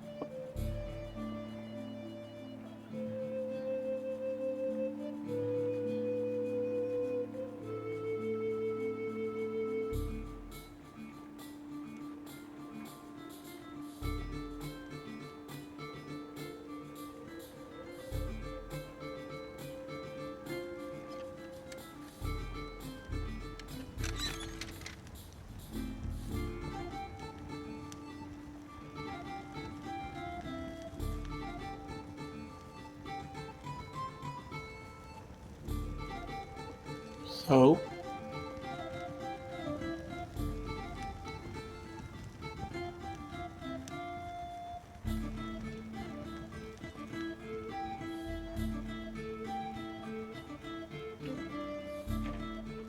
It just banned the shit out of you. Let's see. What does it say? Oh, it doesn't even tell me. Oh, hi, everybody. Oh, hey, Bella! Welcome, Raiders! Welcome, everybody! Maybe Perrenland, I don't know. I can't even see what you said, what it got you for. Hold on, we got a proper welcome. Can I get a shout out for Bella, please?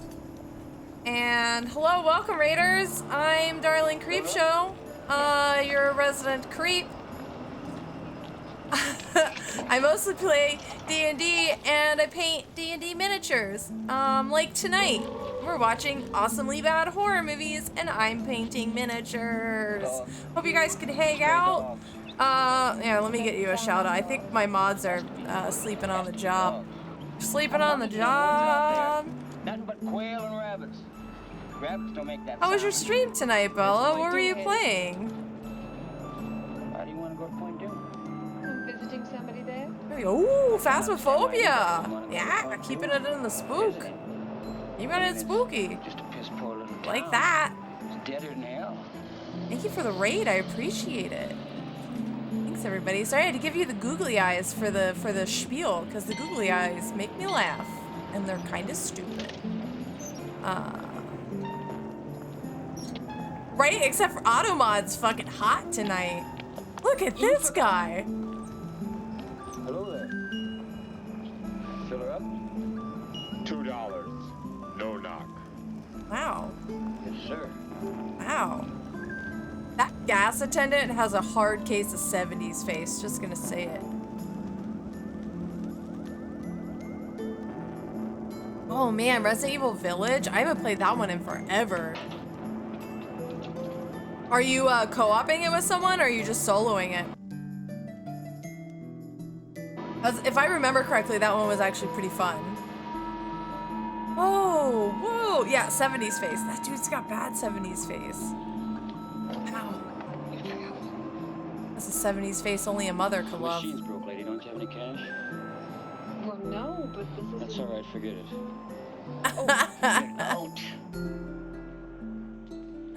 Oh no, Perrenland. Oh, I didn't do anything. I am an angel. I am a sweet baby angel. Did nothing of a sort. Everybody knows it wasn't me. Oh no, oh shit, that sucks, buddy. That's never fun.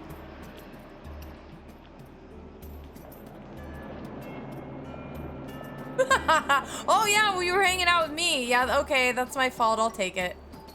My fault. I do that so many times, going into like different Discords to play D&D with people.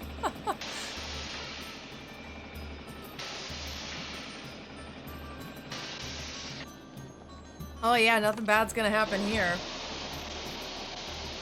This guy's not gonna get crushed by that car. What is he, fucking Scooby-Doo? Okay, he made it. All right. All right, bud. Have a good stream.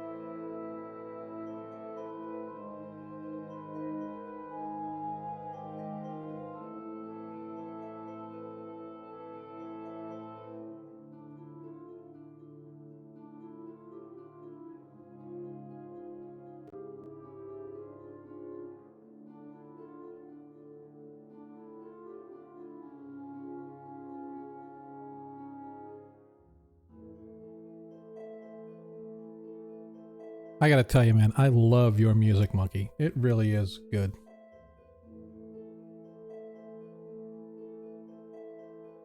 Oh, I gotta thanks, tell you, bro. Monkey. Seriously, I do. I like your music, man.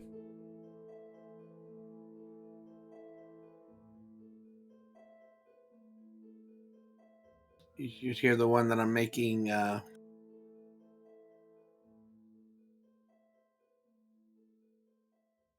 Based off the City of Mystery picture from Larry Elmore. Yeah. Yeah. It's very creepy. Darlene Creepshow came in my stream while I was doing it, and she's like, "Ooh, what is that? That's scary." I was like, "It's pretty eerie. It's pretty cool, though." Goes with the picture, I think.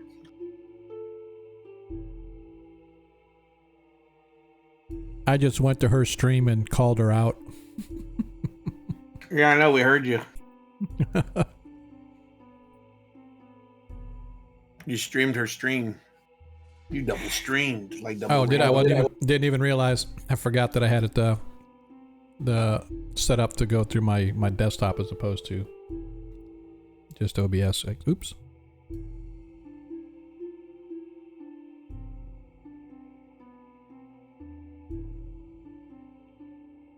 Guess I'll have to remember that next time.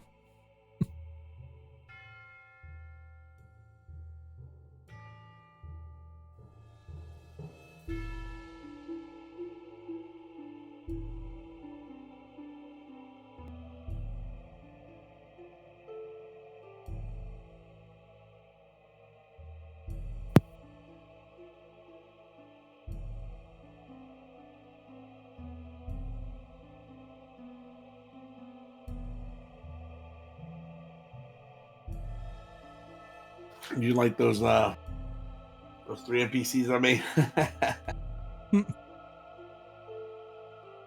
I did, man. They came out really good. You did them quick too, or you just had them handy? No, I just made them real quick while I was just sitting there while they were talking. It's freaking awesome, man. They came out really good. Welcome, welcome, welcome, everybody. Don't forget to come on in, grab yourself a chair, grab your favorite beverage and your favorite snack, put your feet up, and enjoy the game. We are currently boogalooing, partying down to the lofty tunes of One Monkey Boogers.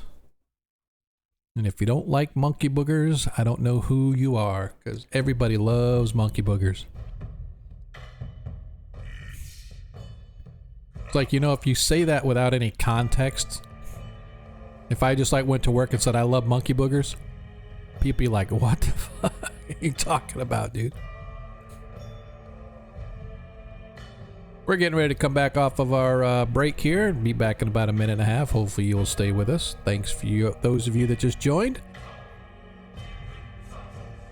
Don't forget to click that subscription button, or I keep saying subscription, but what I mean is the follow button. Subscription is the next level. Follow us for a while if you like us. You like the content, you want more of this content. All you do is say the word. Hit that subscribe button. Every penny we make goes right back into the stream. That's honest to God's truth.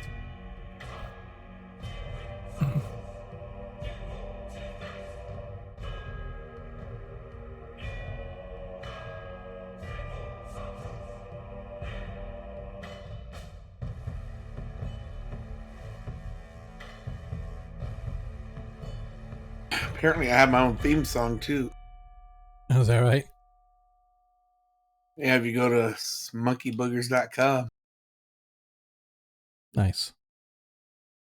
Sounds a little bit like this. If someone says you got a bird brain and you'll never compete, that's all a bunch of monkey boogers.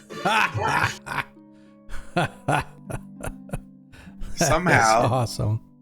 I think this guy probably played against me somehow. Because who the heck comes up with monkey boogers? I have no idea, dude. That is awesome. 90s. That is awesome. All right, somewhere in here, I think I have. There it is. Get rid of that. Hello, everybody. Welcome back to Perrenland Adventures 21 Shots. I am Sean, your host. bringing you together with the finest that the interwebs has to offer in first edition Dungeons and Dragons gaming. We are currently involved in the Slavers series. It's kind of funny that I started this really quick before we get back into it. I started you guys on the path to this adventure because I had yet to play the pre-adventures like Dark Shelf Quarry and the Trouble, in the Sea Caves and stuff, or Lowdown in Highport, I think it's called.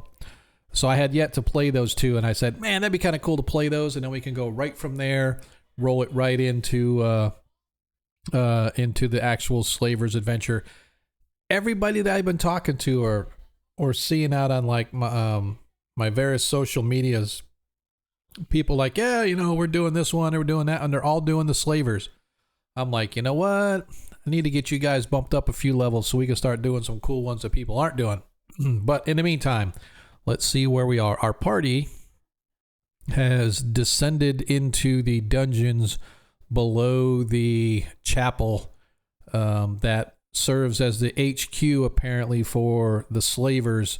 And so having done a little bit of recon upstairs, they now find themselves in the underworld, in the sewers or the tunnels beneath beneath this chapel. And as they stand now, they are in a tunnel that exits into basically a hole high up in a wall with a ladder that leads down into a chamber below. And in that chamber, they can see it looks to be some confluence of sewers. There is a large platform that sort of sits and has the sewage running around it. There are numerous orcs sort of playing guard on the platform, and there is a set of stairs leading out the other side of the chamber, a flight of stairs that run up to another door, basically about the same height that you guys are currently now looking down into this alcove off this large circular chamber. And as I said before, in addition to the orcs directly below you, seated at a table, eating as well as flipping what looks through some books of some kind, is an individual wearing looks to be leather type armor, but he's poring over books and eating, and he's sort of has these these giant weasels as they're sort of moving around the table, some of them rubbing up against him as he's sort of scratching their backs and behind their ears. A couple of them are just laying down on the floor, either taking naps or just sort of lazing away the day as any animal might when it's bored and just kind of hanging out with nothing to do. So you guys find yourselves here and looking down upon this individual below you. And that's kind of where we left off. And now we are back. So Varys is sort of at the edge of this, sort of creeping and looking below, trying to get a lay of the land as he creeps back to the rest of the party and gives his report. What do we want to do? So I was kind of trying to think of something like, we have a couple options. If Arthur could throw a fireball, that's one option, obviously. Right. I think that it would be better if we threw it at the orcs and then we descended the stairs so this dude couldn't get away because the fireball would be engulfing that platform there. Yep, sounds good to me. Or, here's another option. I could cast Silence, 15-foot radius, on him or on you. So unless he uses hand commands, maybe he uses verbal commands for these weasels. I don't know. Yeah, well, how about you cast Silence on him and then Arthur fireballs the orcs, and then I go down and I... So, just so you know, a fireball is a 20-foot radius, correct? Yeah. If he were to cast it right smack dab between these two orcs here on this platform, he would catch all the orcs, because you can see it's a 20-foot radius, so it go all the way to this farthest orc over here, and it would get all the way to the leather-clad dude right below you guys. Oh, no. Yeah. Yeah. But it would also destroy that documentation on the desk, which Well, could be that's helpful. probably true. That's true. Yeah. Just an idea. I'm just trying to. I'm spitballing here, guys. So if you guys Yeah. got ideas, I mean, cast. hmm. I can cast hold person. I don't know if that'll. A whole person might be good for him. If we can take him or at least get the paperwork before we toast everything. Right. I think the fireball's our best bet because it takes out Oh yeah. a significant number of them to even our odds a little bit. Oh yeah. And with them having crossbows, they can shoot me while you're getting to them. Yeah, because So- we got to go down that ladder that's 30 feet long. So yeah, that's a problem. Yeah. We could we could take the potion of levitation and levitate down.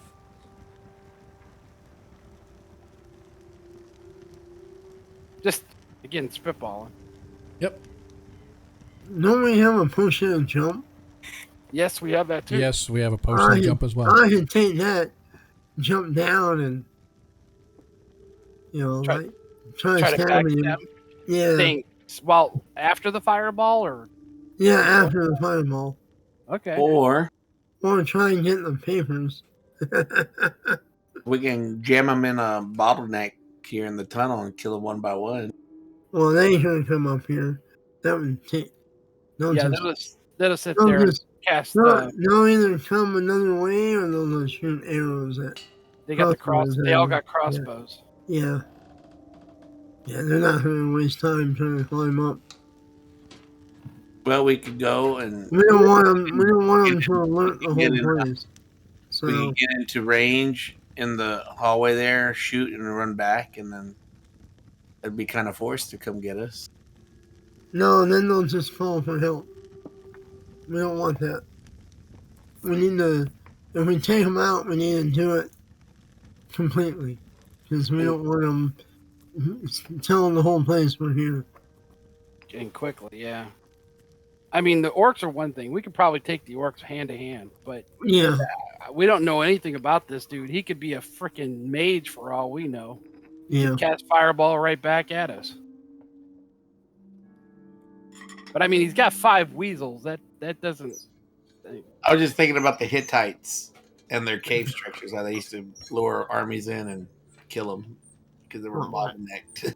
Yeah. Yeah, I I mean, get you. That's a sound tactic. I just don't. Yeah, that's. I think.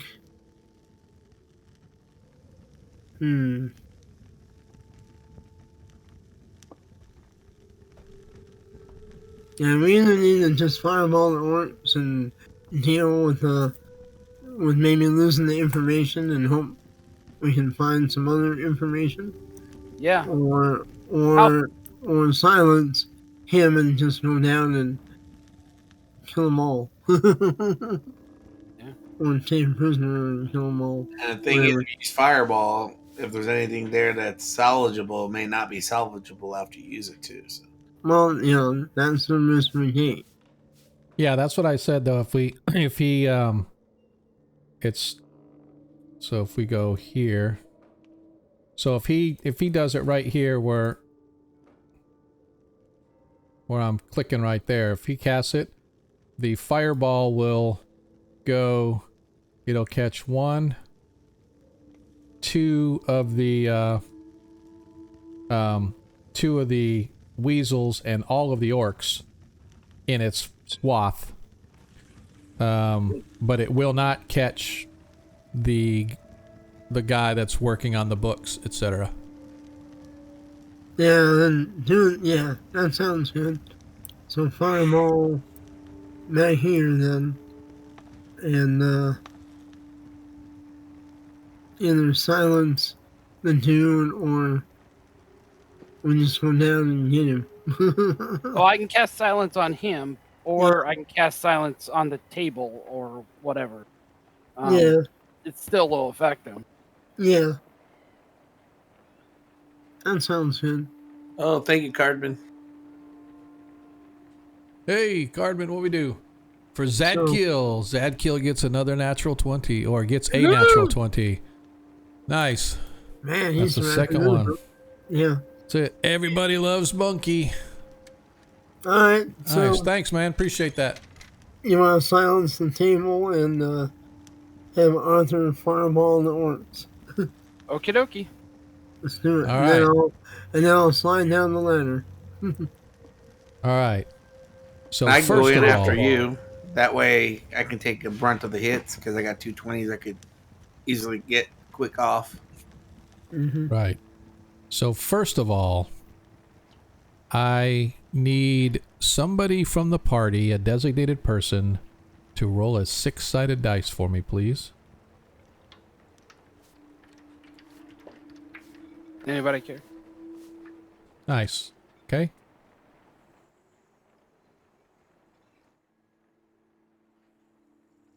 Goodbye. Oh, I was like, I'm hearing this sound, and then I realized it's my air conditioner came on in the house. I'm like, what the? Oh, it's pouring down rain. No wonder. It's like I thought it was my air coming on. And I looked and said, oh, no wonder it's pouring down rain. Sorry. Oh, that's funny. Squirrel.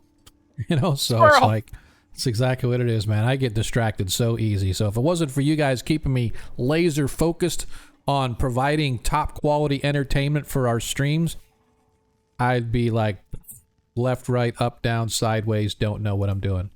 So as you rolled that, let me roll for them. Nice. As you guys have gained the surprise on the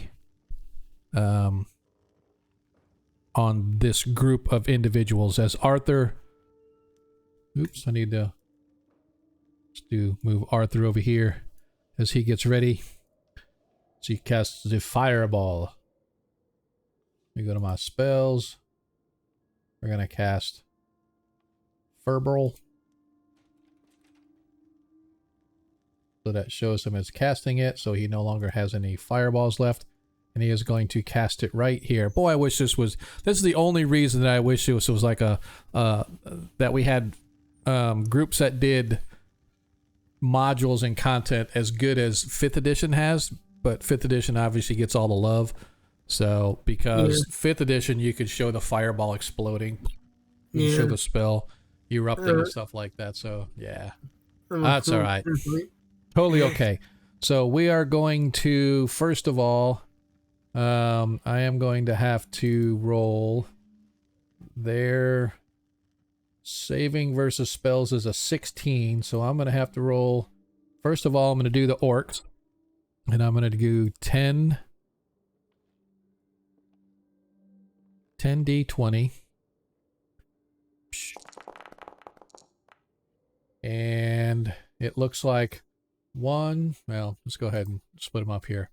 1, 2, 3, 4, 5, 6 of them made their saving throws, so they only take half damage. The rest will take full damage.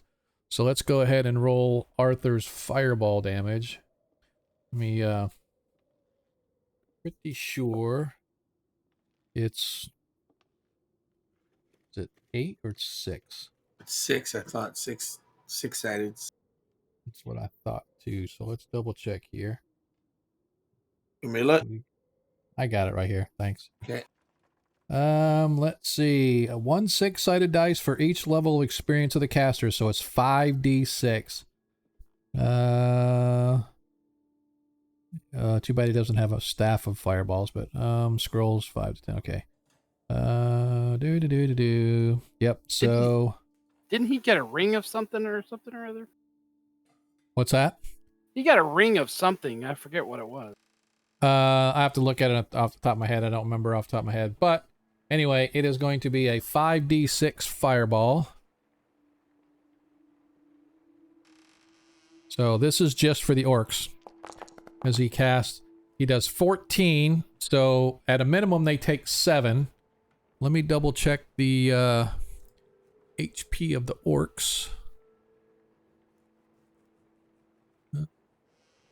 Yep. As you guys watch, as Arthur goes up and he reaches into his little bag of tricks, and he pulls out just the tiniest bit of sulfur, and you can smell it as he starts sort of rubbing it with his fingers. And as he's rubbing his fingers, you can watch suddenly, it's almost like rubbing two sticks together, and suddenly they ignite, and he puts his hands together, and he sort of blows into it, and it blossoms into this little burning ball of flame in his hand, and he sort of curls his fingers around it, and then he throws it out, and it streaks across the room, landing right here in the middle, just about of this platform, with a roaring. As it hits its spot, it suddenly balloons out into this roar of flame all around it. And as soon as the smoke clears, all of the orcs have been extinguished by the flame. Now I have to roll for these guys. So their save versus spells is not 16. They're as a 5 or a 5th level person or 5th level creature. So they need a 14 or better. Two of the giant weasels are captured within the fireball itself. So these two have to roll. So I'm gonna roll 2d20, and like I said, they need a 14 or better in order to save. Neither one of them saves. In fact, one got a critical failure. So they both take 14 hit points of damage. And let me see how many hit points each one of these has. This way, that way we can get our combat set the way it's supposed to be. Where is it? Oh, okay. 20. I'm gonna do this one. This one has 20. I should have set their hit points first, but this does it automatically. This one has 24. And again, I apologize for the delay, because I was not prepared tonight, and even when I was prepared, I wasn't prepared apparently. Wasn't expecting you guys to make it all the way downstairs today. I probably should have thought, yeah, that's what they're going to do. They're going to go right downstairs. They're going to skip the entire upper floor. And this one. And the other one has so many. Okay, so this one suffers 14, so that leaves him with 6. And this one suffers 14, it leaves him with 10. So the first thing that happens, as I said, you guys watch this fireball just sort of balloon up. A hissing, snapping, popping sound as the sewage and the water get heated almost instantaneously to boiling point, and it just sort of pops loudly as the water snaps, giving off a big whoosh of steam throughout the room. It obliterates the orcs that are standing around the platform. Two of the giant weasels get caught up in the flames, their fur being singed as you hear them sort of hiss and squeal like giant rats. Next up is who? Who went after... I was going to cast silence on him, and if not him, then it'll hit the table. Okay, go ahead. And so you have cast silence, and so now we have this ring somewhere. Can we...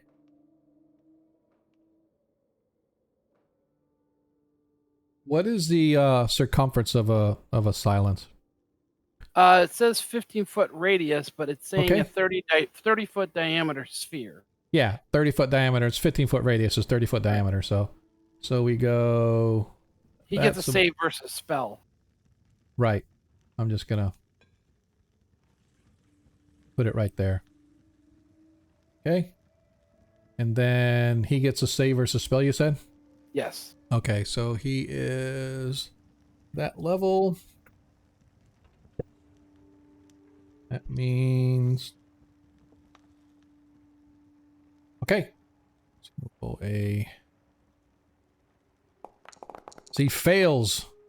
So he fails his saving throw versus spells, as he now is affected by the silence, which now radiates around him in the circle that I have shown right there. And next. I'd like to slide down the ladder and do some backstabbing. So All I right. want to try and All be sneaky. Okay, go ahead and do your The silence should help. yeah, so your move silently is automatic. 63 is for what? Hide in shadow. Okay. That's a fail. Okay, so you fail to hide in shadow as you go sliding down the ladder. He doesn't hear you, but he knows something's going on because he saw the spell erupt, and you see him just standing up just as you get down the ladder. You manage to get there just as he's going to turn to look and see what's going on, but I will give you the effect of a backstab if you... Yeah, I will stab him with my longsword. Okay. His armor class is 5.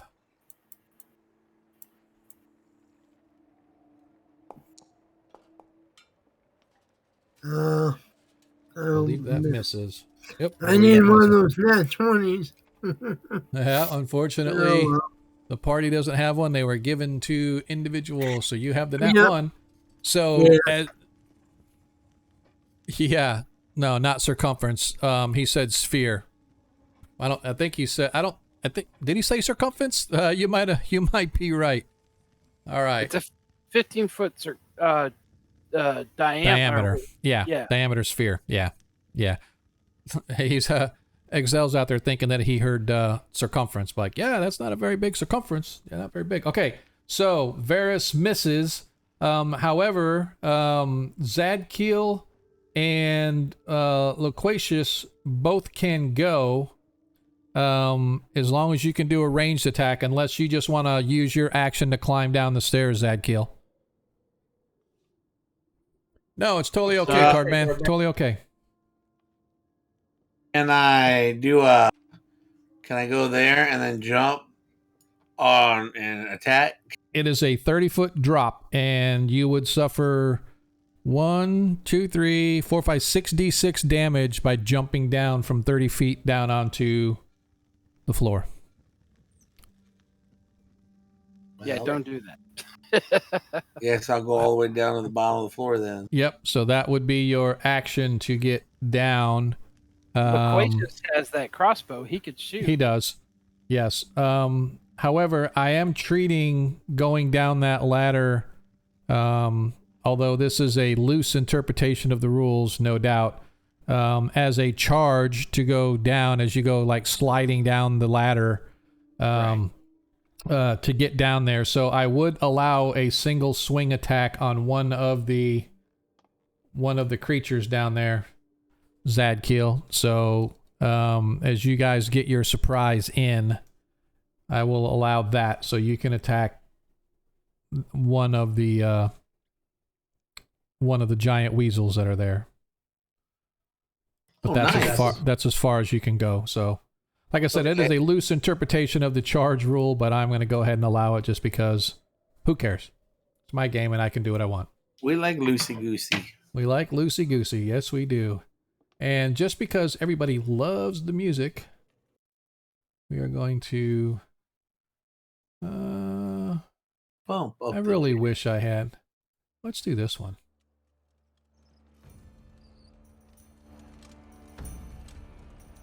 All right. As long as it's not taps. No. So I'm going to go ahead and clear this. There's a chance. There's a chance. Go ahead and roll your attack. You got it.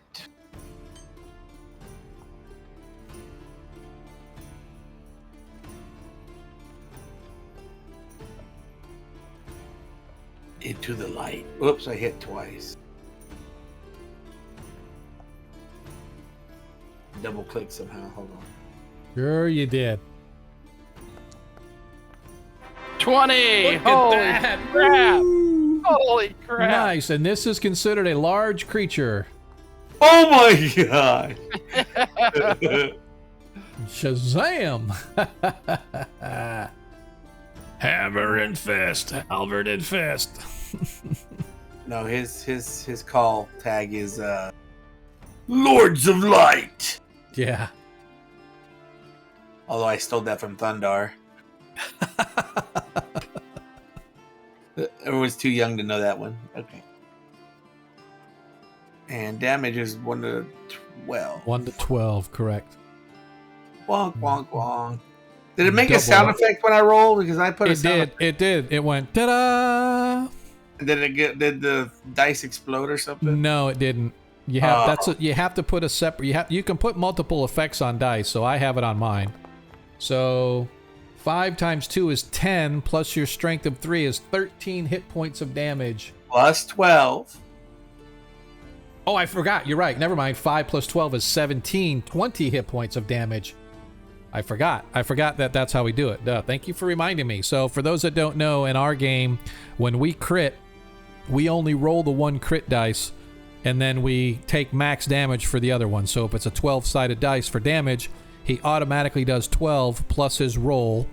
All right, so that's the crit, and then you add your strength as 3. So 5 plus 12 is 17, plus 3 is 20. As you slide down, as soon as you hit down, your blade is already drawn out. You land 2 feet solidly, clang, right next to this weasel. You don't hear anything because it's silent as it can be around you, but the creature sees and it whips around to see you, and yes, it is a +2 blade, so hit have an additional, so 22 total. As the blade goes piercing right through it, killing that creature where it stands.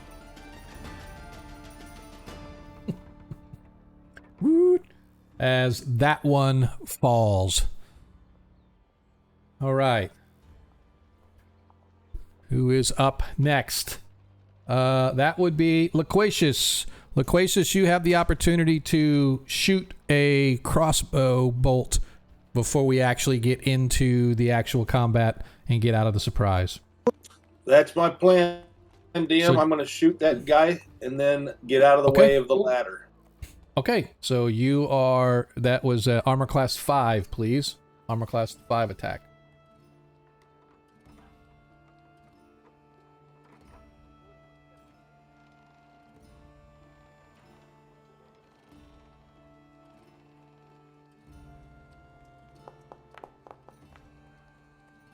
Uh, 13, I think that's pretty close. For a monk.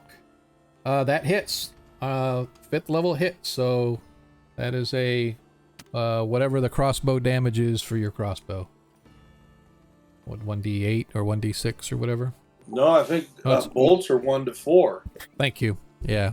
I was thinking, like, isn't it a heavy crossbow, though? Isn't it more? Well, this is Maybe. a light. I understand that, but I was wondering if... I thought I had seen 1d8 somewhere. Maybe that's a longbow. Anyway. Oh, 1 hit point of damage. Hey, you know what? It's better than none. By the way, I need to change this guy's hit points and his armor class and all that stuff. So I'm just gonna do this here really quick, because I pulled this off of another character because I didn't have this guy on here. So he has that many.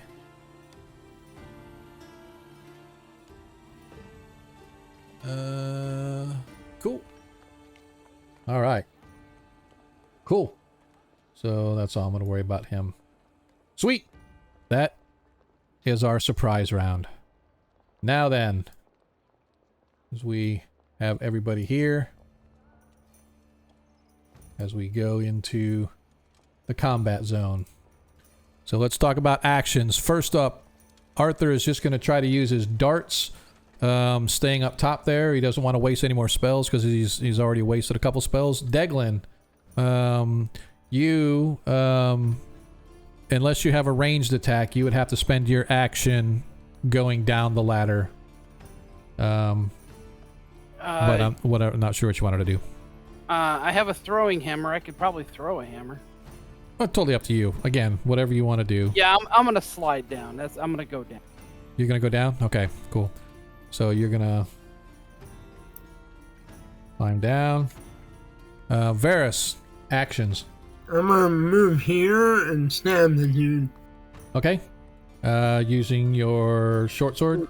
My long sword. Long sword, sorry. I forget which blade you have. Thank you. Okay. Loquacious, anything particular that you want to do, sir? I am planning on shooting my crossbow again. Okay. And Arthur, like I said, or Zadkiel, I mean. Zadkiel. I'm action. going to attack the. I'm going to attack the guy that's there, the main guy. Okay. So just so you're aware, if Varys moves up or to the left one, then in order to attack the guy, you would have to move up one, which would then block Deglin from getting all the way down off of the ladder. I was going to move there. Yeah, that's where Varys is going to go. Yeah, Well, I guess it does. Whoever goes first, I guess it's just a matter of one of you guys is going to end up being 6. I'll do that then. Okay, you can do that, I guess. All right. Yep, that's fine. Okay. All right, so here we go. We are going to begin combat now, and I'm going to put some. I am going to legit try to find some better combat music, just so we can have more than just this combat music. As here we go. It's tied combat as we roll off. And the party goes first. And for some reason it has... Oops. Some reason it has... Arthur. So Arthur is going to move up right where Deglin is. And he's going to throw darts, but he's not going to try to target the guy. He wants to target the creatures. So their armor class is a little better to hit. So he's going to target. Let's zoom in here so everybody can see. How does that look out on the stream? Does that look okay to you guys out there? How does that look? Yeah, that's pretty good. Let's do that. We'll zoom way the hell in there. All right. So he is going to target this giant weasel with his darts.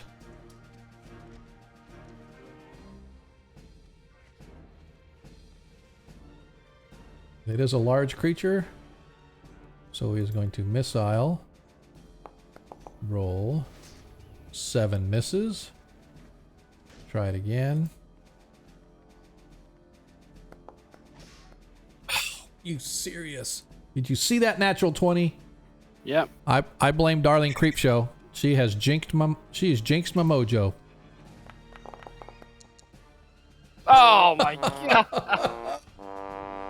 Oh, Arthur is going to roll one time as a regular to see if he accidentally hits anybody down below. Oh my god. You've got to be kidding me. As he does 6 hit points of damage to Varys as he throws the dart and misses, but he hits Varys with a dart. As you get hit for 6 hit points of damage from Arthur's dart, as Arthur slowly creeps his way out of view, so Varys can't look up and see where that dart came from, even though Arthur's the only one that uses darts. He creeps away. Loquacious, you're up.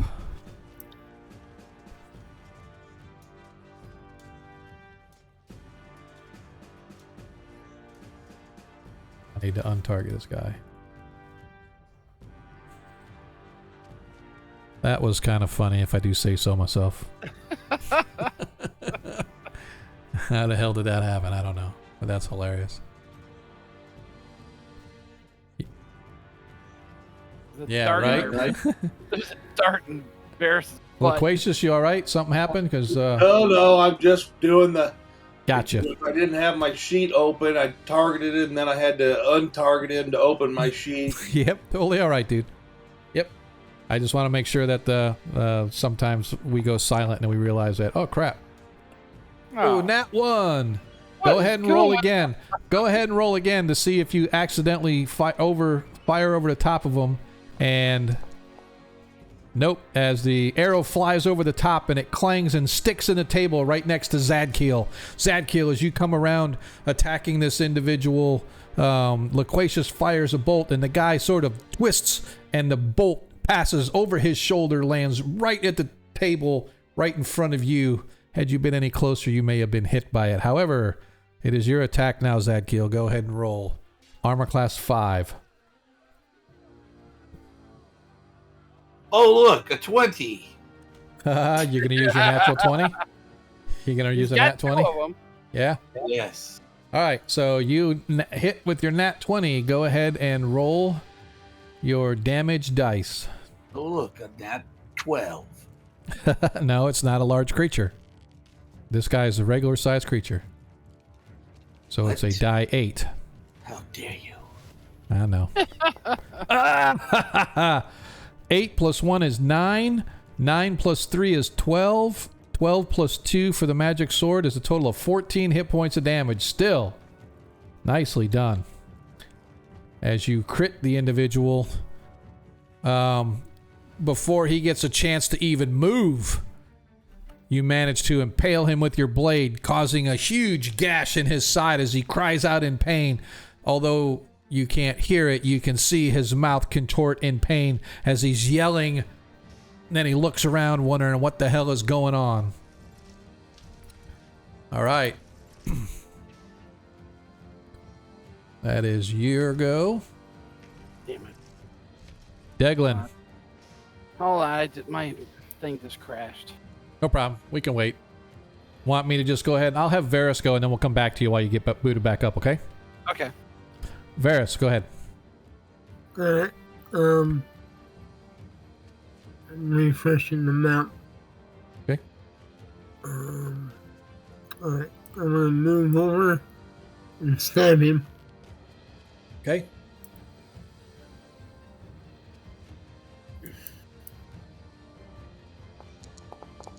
Nicely done. 21 hits.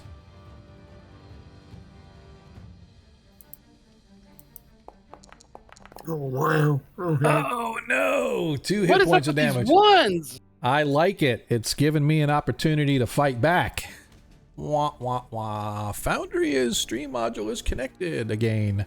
That's All right. me. I'm back on. Yeah, no, it actually you know what? I wonder if it does it for every player. That's interesting that you say that. I never thought. I thought it would only do it for me, the DM that owns the thing, but apparently every time you guys log in or refresh, it'll connect you guys, if you will. So that's actually good to know. Okay, Deglin, it's up to you now. All right, so I'm going down the ladder. Okay. And I am going to give you a charge attack since you're sliding down the ladder as a charge. Oops, hang on a second. I just unplugged my headset. DM diving. Dive, dive, dive. Dive, dive, dive.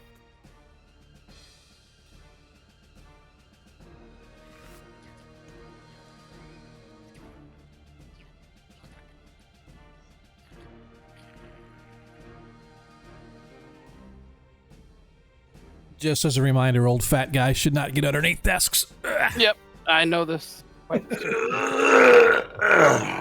Alrighty then. Where were we? Oh yeah, my knees were cracking on the new tile floor. So, all right. So again, I'm giving you a charge attack because I loosely say this is a charge as you're sliding down the ladder. All right, can I hit him or do I have to hit a weasel? No, you can target him if you want. All right, that's what I'm gonna do. Target. Go. Come on. Inventory. Warhammer. Roll. 12. That might hit. Armor class 5. Nope, you needed a 13. No, I needed a 13. So I missed. Oh, wait, yeah, that plus 3 is... Oh, plus 2 for the charge. Yes, plus 2 for the charge, so that hits. Awesome. So let me roll damage. It's he's a regular sized creature, so it's That is correct. 4. Roll. Plus 8 is 13. As you finish him off, as you come down, sliding down on a ladder, nimbly coming to your feet, bringing your hammer down in one smooth motion as the inertia of all your weight falling with gravity and the gods of Jaskar behind you, slamming down on top of his shoulder, collapsing his shoulder in on itself, and you watch as the bone of your hammer goes all the way through, catching his collarbone, driving all the bones down into his lungs, collapsing his lungs and collapsing him to the floor. Dead on arrival as he is no longer eligible for combat. Ah! Varys is gone. as the weasels now leap up onto the table. This one leaps here and attacks Zadkiel. I'd like a morale check, please. Their master just died. I'm sorry. We don't do morale here. As this one misses, as this one now moves up to attack Zadkiel. I'll let you hit me with your natural 20. As this one misses. As this one attacks Varys. But you get a 20. 16, I believe that one hits for 6 hit points of damage against Varys. Ow. As you sort of turn as you watch, as you watched the priest of Jaskar, just pummel this individual's slaver or whoever he was at this table. You turn too late to see the now reacting giant weasel, and he leaps and he literally takes his maw and clamps down onto your thigh and just rips a huge chunk out of your thigh as the blood just sort of starts pouring out from around your armor where the gaping wound is. As this one goes and attacks Deglin. Yeah, no, I'm going to use my natural 20. Oh, thanks. I'm going to go ahead and use my natural 20. Yeah, well, it's the only way I'm going to hit you guys. And I only got one of them. So Might as well hit E. Yep. As he rolls his bite damage is, let me double check. It doesn't have it on here. You must roll saving throws for his teeth because I haven't had Yes, actually, I need to say that weasel has clamped onto your leg. I'm Varys. It's not him. It's a prosthetic. They clamps onto your leg, and they automatically drain damage every round until they're either dead or whatever. Yes, I'm dying. And the same thing for this one. So he does crit damage, so he automatically does 12. Oh, but I'm not a large creature. No, I'm not talking to you. He's attacking Deglin. Yeah, I got hit. He's shorter than I am. Yeah. All right, so let me do the damage here real quick. Halfling should take half damage. Okay. Deglin takes 16 hit points of damage as this one clamps onto you as well, and it begins to suck your life away as it starts draining blood from you.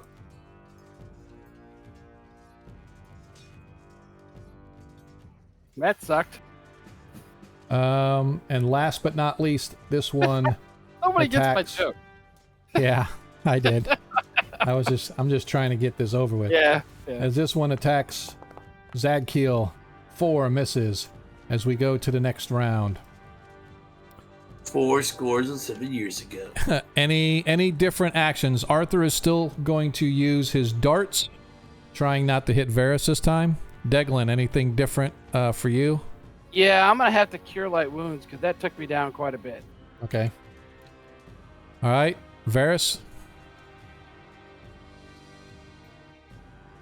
I'm gonna try to kill little weasel, I guess. Okay.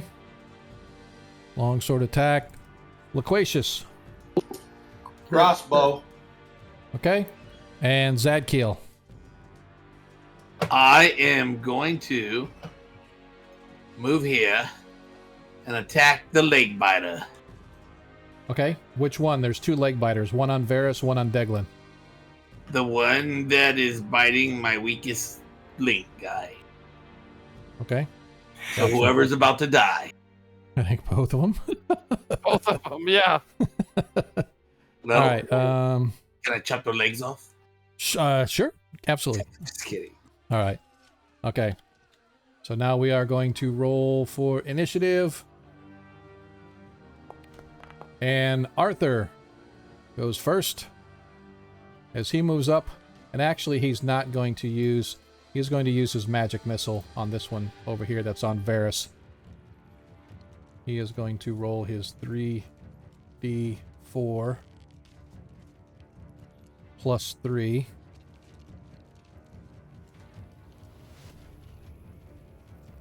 So he does 12 hit points of damage. Jeez.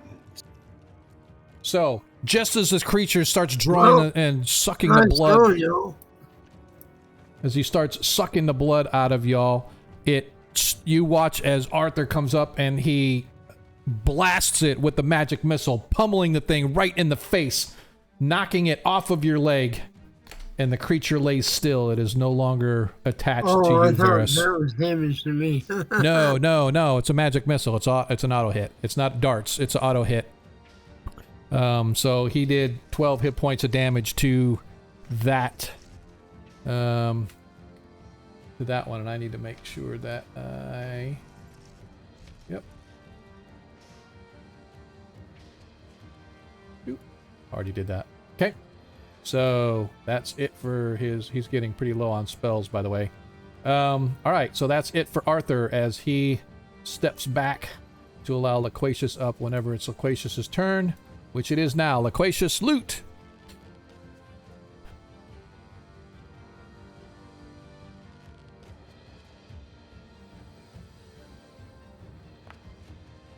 $19 hits. Oh, I saw that 3 coming. Yeah. 4 hit points of damage. Which one were you attacking? Got it. Okay. Nice. As you step up, releasing your crossbow, whang, sticks right in the creature. You could see it flinch in the pain, but it appears that it is more than happy to suck the blood out of the priest. All right, Zadkiel. I Go go. ahead. Lords of Light. Lords of Light. And I'm gonna chop at his neck. Cool. Just don't hit the leg. No. Oh, you're gonna at the. I'm sorry. I thought you meant you were gonna chop at Deglin's neck. Sorry. No, you're right. Sorry, friend. This is the only way that'll help you. The only way to cure I got my migraines to take off the head. cereal box. Go ahead and roll, damn it. Dr. Vitamin Butts. Okay, here. The only way to get rid of a migraine is just to remove the head. Oh, wait. It's a 20. Oh, you're going to do another 20. Yes. Nice. As you use your second natural 20. That is it for you. No more nat 20s. Go ahead and roll your damage on a large creature. It's 12 plus whatever. So, yeah. Yeah. Go ahead and roll. Just roll your d12 plus 2. Hold on. Or... I'm going to make sure I want to use it. Looking at the time. Oh, yeah. It's almost time, so.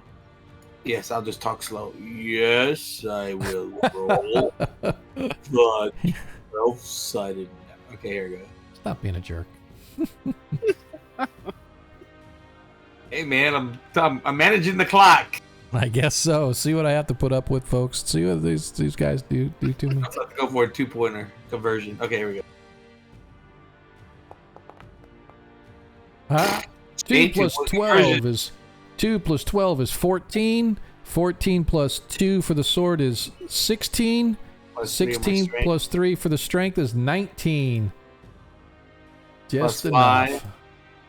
Yeah, whatever. Dude, you I'm just stop. throwing that in there. As you cleave through this one as well, impaling it down to the floor, it releases its grip on the priest of Jaskar, although blood is flowing down both your and Varys' legs from severe wounds that this creature inflicted upon you. Deglin, go ahead and roll your Cure Light Wounds. Yeah. It's 2d8. Yeah, I always forget. Oh, can I count? I want to try Wait, to count. regular Cure Light Wounds is a 1d8. 1d8. Yes. The potion's 2d4 plus, so you get 8 hit points 8. back. Outstanding. Okay, that puts me back to 20. That's not bad. Yeah, it's a respectable number. Excellent roll. Very excellent. Got roll. lucky. All right, Varys, you're up. Take my limping butt over here and stab this one. Okay. Armor class 5. Pretty Alright. close, but no cigar. Alright. Should have kept your distance, man.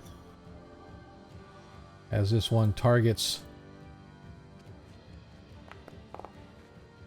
11 plus whatever. Nope, 11 misses. As the second one sees you coming up, and it targets Varys.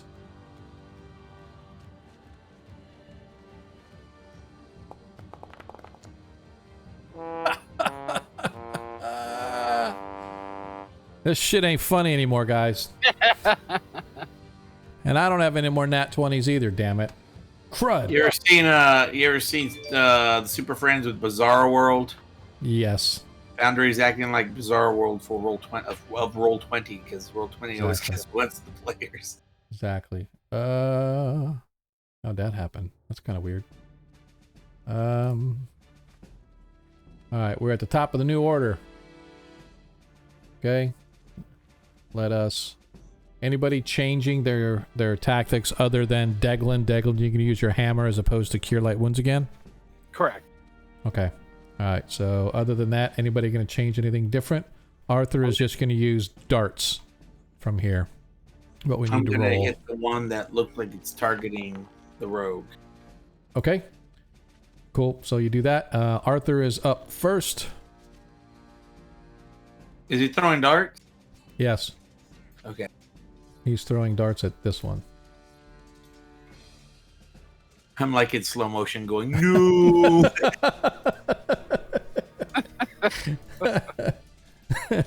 Waving my arms. Oh, he hits! Yeah. Arthur hits! Yes, nice. because dart, so he does 2 hit points of damage against it. And let's do his next dart.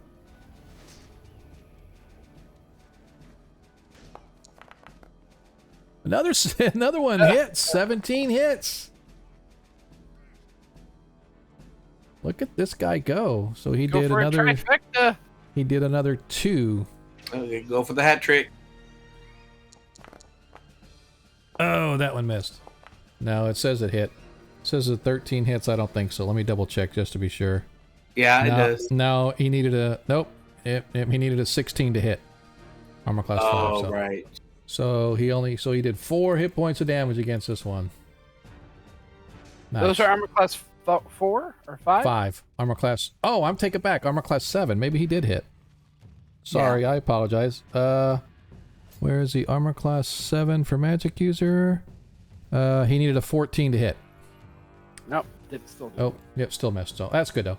And that is it for Arthur and his darts. Loquacious loot, as Arthur stands back to give you room.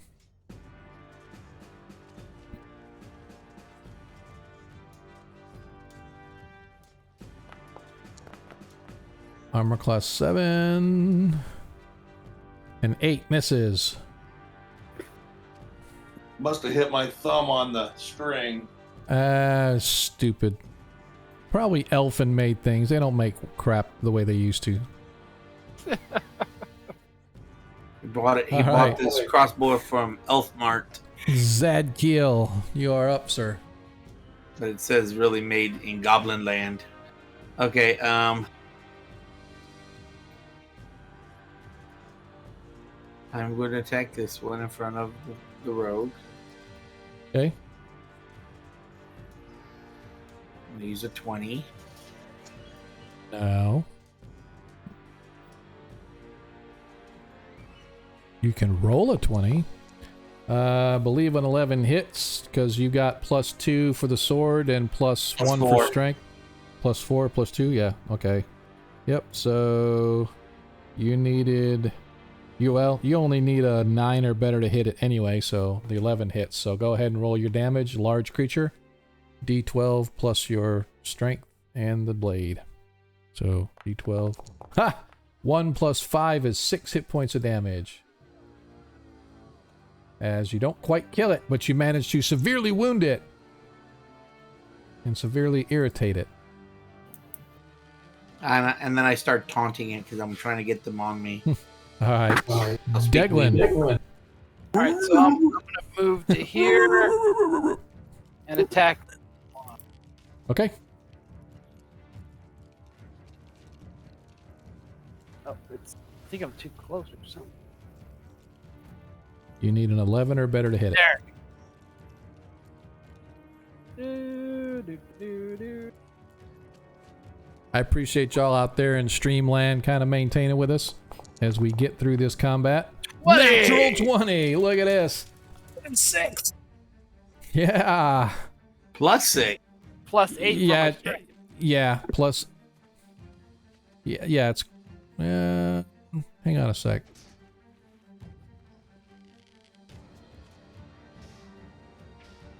Yeah, you did. Yeah, 6 plus 8.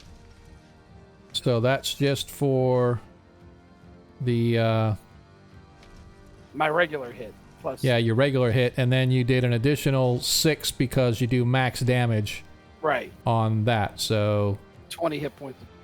yep.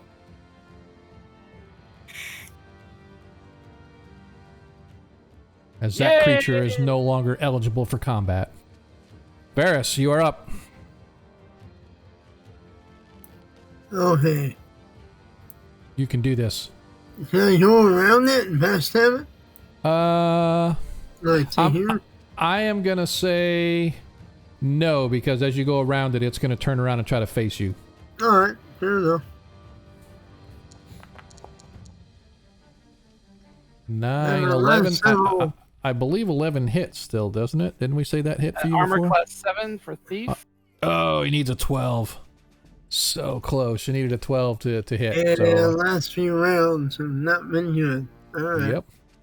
Right. As this one attacks, moves up, and he attacks Zadkiel. Come on, give me a crit. Oh, almost a crit. Crit miss! Alright. As we go to the next round of combat. As Arthur. Oh, we have to re-roll. And the creature goes first. Good, I like it. As it once again tries to attack Zadkiel. 19. Sorry, you missed. Actually, it's not 2d4. It's supposed to be 2d6 damage. I don't know why it's got that. It is a... -2. I know your armor class is -2. It needs a 17 to hit you. So that hits, and it's actually 2d6. As it latches onto you, it only does 4 hit points of damage. Should have taken the 7. You take 4 hit points of damage, Zadkiel. And it is now latched onto you. Nobody makes me bleed my own blood. All Get right. off me, you giant rat. Arthur is moving up, and he is going to throw darts at the critter. Oh shit, everybody run. Exactly. Oh, so close. Oh, come on. Last time he couldn't miss. This time he can't hit. Dang, all 3 missed, but no crits, so that's fine. Loquacious, you are up.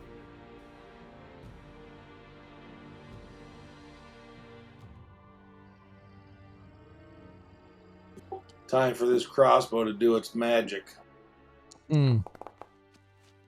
Yeah, that's what it did. Yeah, it's cursed. That's what it is. It's cursed. Zadkiel, you are up. Oh man, what did you roll? A 5? Yeah. Oh man, I was hoping you were gonna do Lords of Light. Instead, you did 5 Lords of Leaping. No, I'm just kidding. All right. Here we go. I'm here all night, folks. Need a All right. 9 or better to hit it. And I don't as think I you can hit do it, it. and it I don't dies. think you can do it. I don't think you can do it. Nicely done. 18 hits. Go ahead and roll your damage. 1d12. I say, bleed on this. 1d12 plus 5. When I say this, I mean the sword. No, suck on this. That's right. Stuck on this. Watch him roll a 1. I'm going to laugh.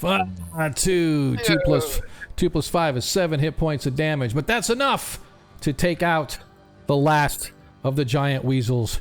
As you guys, huffing and puffing, find yourselves once again rest. Ow. once again in this place, in this silent area, as the spell continues to linger I can around turn you. it off, right? Oh, did You I can. I decapitated it, right? Yes, you took it down.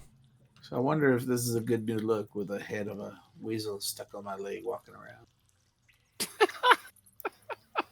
Fear me. Alright. Collect the paperwork. Search the bodies. And I say Okay. we find some place to rest. 'Cause I hurt. How bad are you down? I'm down in less than half my hit points. Here. And I put my hands on his head and his wound. You already used that on somebody Game, last session during after the combat with Yeah, the that was a week ago. no, it wasn't. It was yeah. nice try, dude.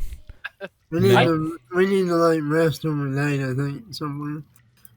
But All right. I guess I can drink some potions. Hopefully we won't do too much more of this. Well, let me see if I don't know if I have any potions left. Let me see. Well, I have a few, but Is that a chest down there, DM? So as you guys look, you can see that this whole area down here is stocked with a bunch of boxes and other supplies. You can see that there are some crates, boxes, there are a couple of barrels,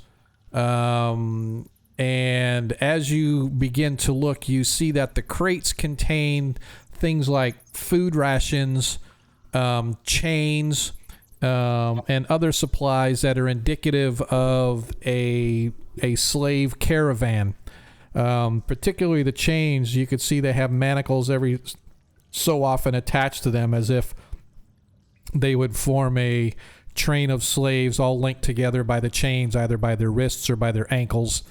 You can also see that in one of the crates you open up, and it is just stacked full of bags of coin. In addition to the bags of coin, there is a bag with some rather ornate pieces of jewelry in it. On the table where the individual is looking at all the writings, you can see that it's some kind of a ledger, and as you flip through it very quickly, there looks to be a map that details an overland road that goes from Highport into the Drakensgab Hills, which are to the south.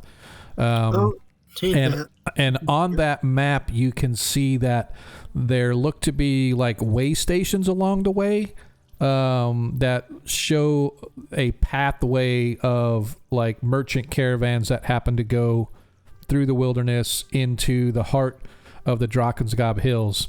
And to the south, there are way to the south of the Pomars, at the very south there, you know that there are port cities and stuff, but what's in the middle of the Drakensgab Hills, you guys are probably unfamiliar with, not being really from this area.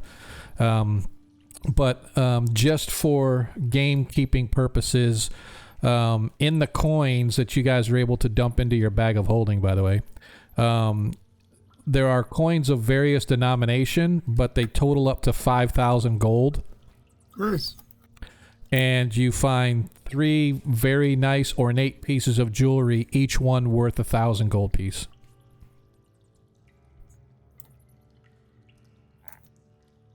So you And I said just three Three- pieces of jewelry worth Yeah. 1,000 each. Yep. All right. And the other thing I just want to make a note, and I did put this in the Discord chat, just as a note, I will give you guys experience right away for monster killings and stuff, but for treasure and stuff, you guys actually have to get out to a safe base of operations in order to get... So last session's experience that you got for treasure has not yet been applied to the total of experience that I gave you guys. Was that the XP for that trap added to that? Yes, that Okay. I actually there was actually 100 for the trap, and I gave you 50 for one other thing. I forget what it was, but I gave you another 50 for that. Yep. So. All right. So well, as you guys look, you can see the remains of the orcs all melted and smoking still. The individual that you just slain, the slave leader or whoever he was. You see that he is wearing, he has leather armor on. He had a sword at his side along with the dagger at his hip and a sling with the pouch of sling bullets. On his left hand, he wears a gold band ring, and in his gear, in a pouch that he has on him, you guys find a potion. okay, I want to take the sling bullets from his body. You get 12 sling bullets. Okay. Do you want to see if any of his stuff is magical? So Arthur, I think he still has a detect magic handy. Let me double check really quick. I mean, the potion probably is, but yeah, you know the check all potion. his other stuff. So Arthur does have a detect magic on him, and as he quickly casts detect magic,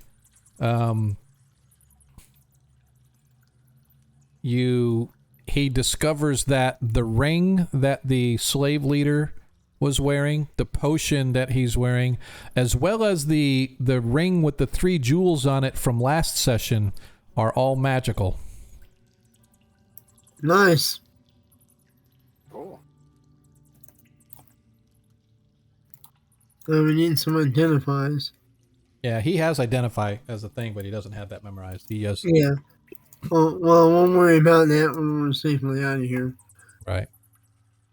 So the air has calmed down, the excitement has calmed down. You guys can see from where you're at, you can climb back up the ladder to join Loquacious and Arthur, or you can come over here and go up the ladder, or up the stairs that lead out the western edge of this particular place. Well, I'd like to. So no one has any more healing, right? I have potions and I have 2 healing spells left. All right. Well, I have a couple potions, so Arthur, I'll use one of them. just so we're aware, Arthur has a sleep spell, a web spell, and a stinking cloud spell. That's all he has left. Now, those are fairly potent spells, but those are the spells that he have left. Yeah. Well, we really should try and find either a place to rest or a place to, or try and see if we can find Maharo. Yeah. You can destroy armies with those 3 spells. Yeah. Yeah. So I don't know about you, but if once I am out of spells, I am not very good in the hand-to-hand combat, as you can see, and I am most apologetic for the inaccuracy of my first throw, friend Varus. Please do not hold this against me. Yeah. Okay. Well. Do we pull the dart out of his butt first? With that potion, I'm down 11 still. Right. So. When he cast the spell and. Yeah. Give me one of your spells and then save the other one. Okay. And, see how close I get. I'm gonna try something. Target. And now I'm gonna use. We should either go back down the tunnel or try the door, I guess.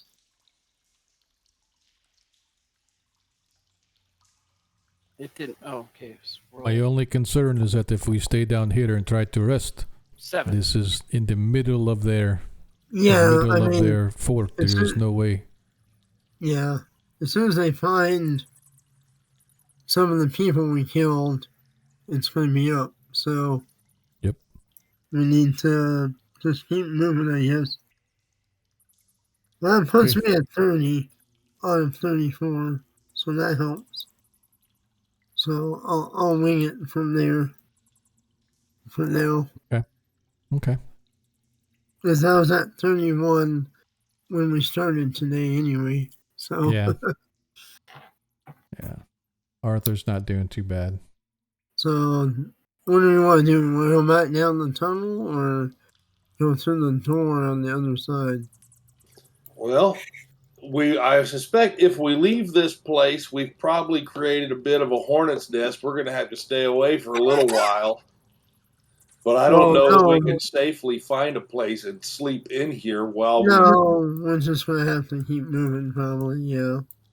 Well, yeah. Maybe go across and see what's up at the top of that stairs, and if a way to maybe lock ourselves in here, or we can go up into this tunnel again and sleep in there. It's probably pretty quiet in there. Well, we did just drop a fireball down here. But nobody's come running yet. Yeah, and this was an enclosed area, more or less. So, and the silence would have helped, too, with it not spreading so far. So,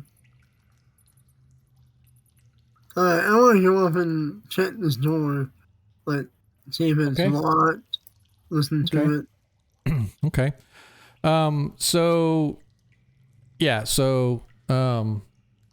you see that it goes probably, it really only goes up as far as, probably about 20 feet, maybe not quite 30 feet, up in height. You can see that the door itself is just your typical door. It's a like iron wrapped door made of wood, pretty solid, well made. Doesn't appear to be locked. Can it be locked on the side? Wait. No, it doesn't look like it can be locked now. Okay. I'll open it and look through it. Like crack it. Okay. As soon as you crack it, you immediately note that there is, right where the hinges are, had you taken care to look, you would have seen this little trick latch.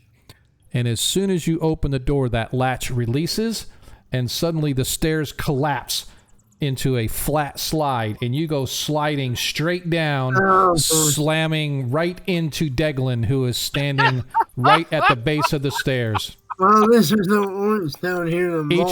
Each of you suffer 2 hit points of damage as you collide into each other and slam into the floor. Oh man! Well, that's fine here for not looking for traps. Oh, man. Sorry, Jesus. I just live here. Trying to provide.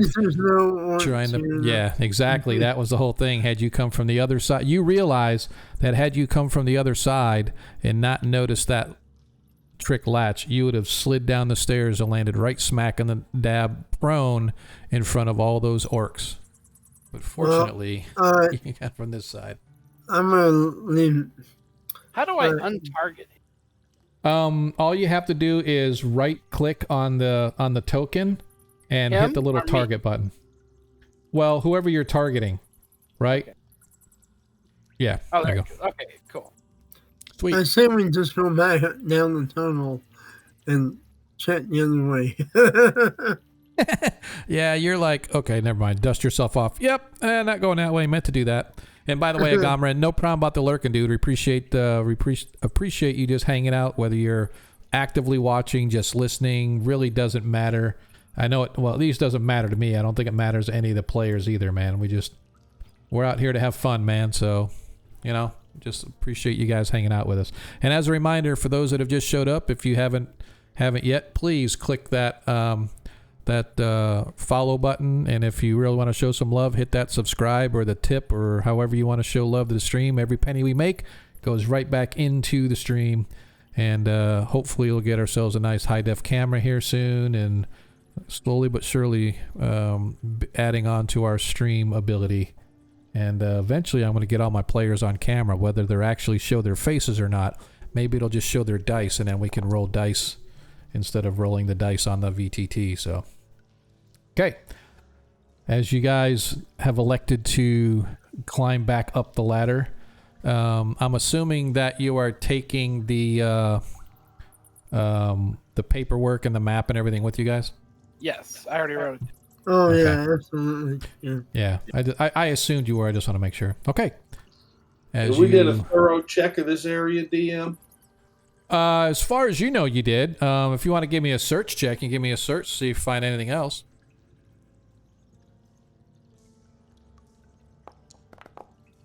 All of us? Whomever wants to search, that's totally up. Yeah, I mean, so yeah, and I'll roll a dice for Arthur. Ooh, Arthur rolled a 1. Yeah, so everything that you guys think could be of value, you guys have found. You found the gold, and from your experience, that looks like probably payment money. Probably this is like the money that they have made, and now they're taking it to the bank, so to speak. So they got to travel overland and bring it to their overlords and give the money there. So you now have 5,000 of the slave lord's coin in your bag of holding. So I'm pretty sure that they're going to appreciate that. Yeah, that's fine. Along with their books. You're gonna buy me more potions. There you go. I'd like to throw those rations in the fecal matter moat. Okay, there's a lot of them. It's probably going to take you a while because, like I said, it doesn't really do justice just how many crates and stuff are stacked here where this is at. This is all kind of stacked high all the way along the wall, all the way here, all the way over here, etc. So this whole little alcove is sort of stocked full of stuff. I mean, so it can take you a little while. Okay, yeah, you can do that. Just tell me how many days of rations you want to get. I'm just restarting what I used. Okay. So go ahead and re-add that back to your.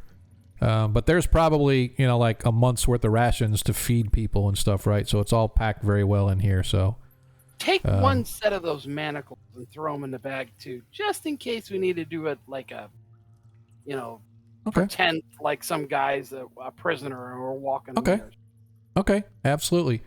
So the chain that you get, it's like 4 manacles on it. So there's 2 in the middle and then 2 on the edges, so you can have 4 people shackled together. All right, just throw it in the bag of holding. So. All right, go ahead and note that too as well, please. As you guys depart, climbing your way back into the tunnel up above, as you begin to work your way back down to the south. If Varys would like to lead everybody in the direction that you go.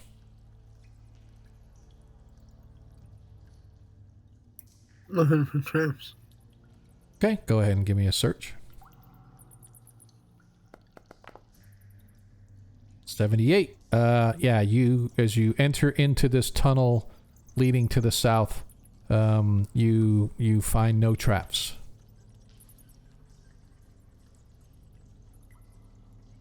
What? Why are we going this way?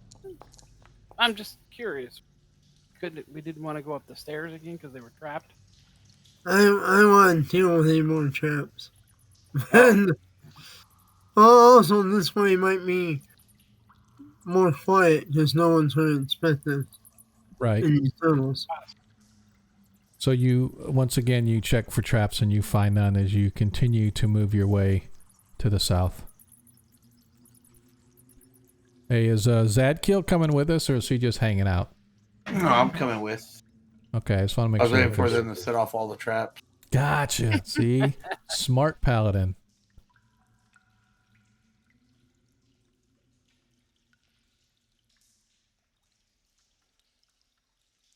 Whoa, where the hell are we going? Hang on, let me get you here. It keeps overshooting where I'm putting it. Yeah, I think it's because I went to move you that second time I went to move you. Okay. The first time I didn't. the second time I went to move you out of the, because I didn't know if you could see or not. So, all right. So as you continue working your way down this this is a hard packed dirt tunnel. Every 5, 6, 7 feet or so, there's just like the old style mine shafts where they have the 2 boards supporting the walls and the 1 supporting the ceiling. Very shoddy, not really great craftsmanship. It looks like it was just put in place just to kind of hold things up and help support the walls, but the walls themselves are hard packed earth. The floors are hard packed. Again, you can see there are footprints coming through this, but most of them are like scratch and claw type marks of whatever creatures work their way through here. They're smaller. They've got clawed type of feet or whatever. Weasels.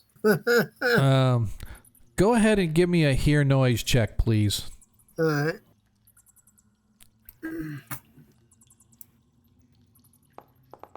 There we go. That's a success. So, from the left, Varys, as you stop and listen and you sort of take in the sounds around you. My left or the map's left? Your left, right? So, down this direction where I'm pointing, correct. As you sort of stop and take stock in which direction to go, you sort of listen and you can hear, for lack of a better term, chittering sounds coming from down the tunnel to the left. Might be, whispering Jason, might be more weasels or rats. Possibly rats, but they don't squeak like the rats or the weasels do. It's more like... Maybe spiders? Maybe. It's quite possible it could be spiders or something similar to spiders or whatever the creatures that were having these claw marks on the floor. Not 100% sure, but Be ready. it's from that direction though, right? So yeah. Do you want to avoid going that way then? I mean, we're all pretty battle weary. Going right would avoid some combat. We might be off. Well, they might come up on us though. Yeah. Either way, we're taking a risk. Well. You ready for more fighting, Sancho? I'm ready. Why don't you come up here and sense evil? I sense some evil. you sense no evil. I sense no evil. All right. No evil or no evil? These aren't the droids you're looking for. All right. Well, let's avoid them then. Hey, I appreciate everybody that's out there on our stream. I'm going to keep encouraging you to click that follow button, please. Just trying to get our stream numbers up. Hopefully you'll come back and watch our shit show more often, because that is what we do here. Oh, sorry. If you want quality entertainment, go watch Critical Role. If you want fun and shit show, come see us every week. And here we are, like the clockwork. Shizer Cinema. Yes, sir. That's what to change the name of the stream to the Shizer Cinema. That's exactly what it could be. That's fucking awesome name. So which way are you going to go, Varys? You're going to go left down to the sounds or right away from those sounds? Well, what do you want to do, Sancho? And Jacqueline and... I say right, but at least there's some water up there. Yeah, you can't see that though. I'm trying not to medicate. Yeah, I know. It's totally okay. And again, the only reason, like I said, I just didn't feel like going through and try to put all the walls to all these sort of twisty turnies. Yeah. So I can have done it, but it would have taken a lot of effort. And as you can see, the quality of my stream is non-effort, or at least minimal effort. We try to do minimal. Like, all right, let's go this way. All right. Throw bones and inquire of Hieronius. Oh, okay, we'll go that way. I guess we're going that way. Okay, and halt. Guys, and halt. Oh shit! I'm in the middle. Sense of blackness ahead of us. as Arthur's going to try to catch up here. As you... I have my continual light. Hang on. We'll I turn it know, on. just stop so I can did. sort of get descriptions and let me figure out where you guys are. Okay, so that's where you are. Yeah, no, that's the way Zadkiel is. As you let me see. I want to see where it shows. Want to make sure I'm looking at the right area in the map.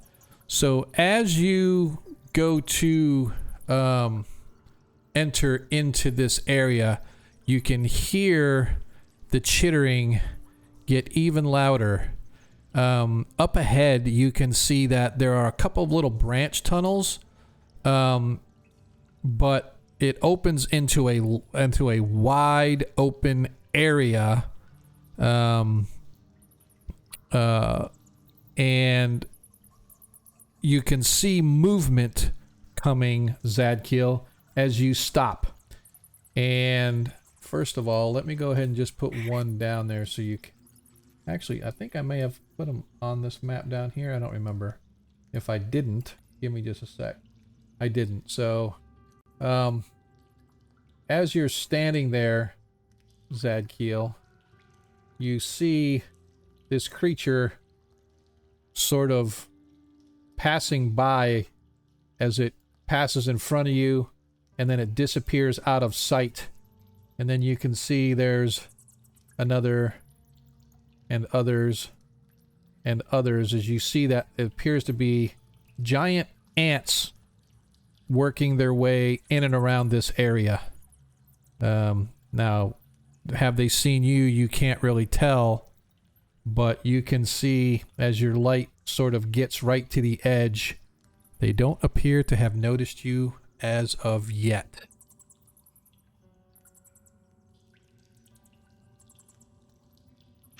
Guys, there are aunts ahead of us. How the hell is she here? She'd be back at home. Aunt Jubilee.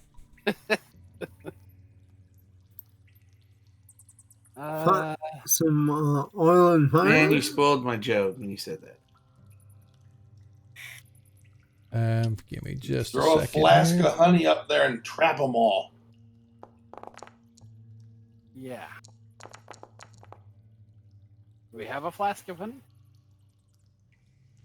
How about a bee's nest? No? I sent 6 of them. Thanks for your... But, They're not ants. They appear to be fire beetles. fire bee. No. Have you been smoking the magic mushrooms again? They call it ganja where I live. Ganja. It's Ganja Man. Need to make sure that I've got them all separated here. 1, 2. Yeah, it's too many.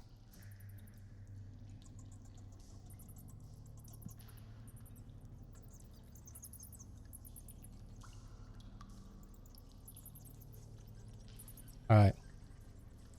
So anyway, you hear the chittering and you can see the movement of the ants as they move in and out of the large chamber on the other side.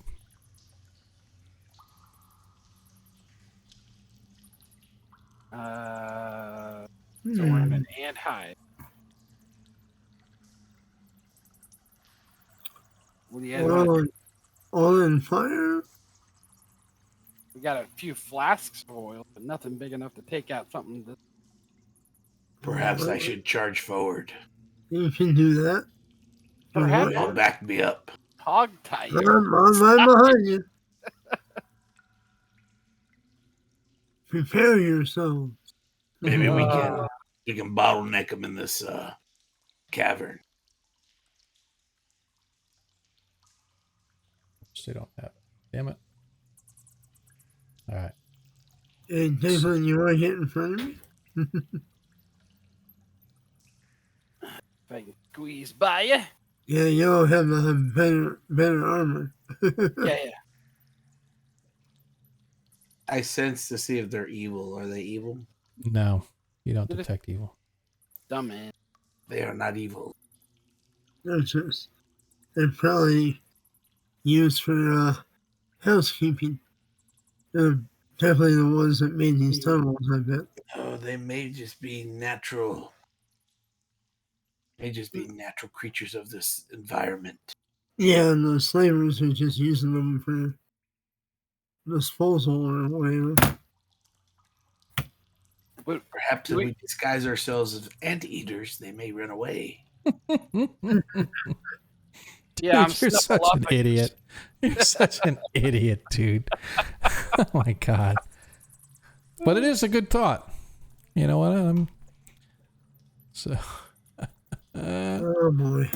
All right. So what do we want to do? As you guys watch, and you can see again, further in, although it is dark, there is movement within the shadows. So there's probably more ants deeper within that you guys don't see. But they're definitely. If this is a awesome. nest, there could be hundreds of them.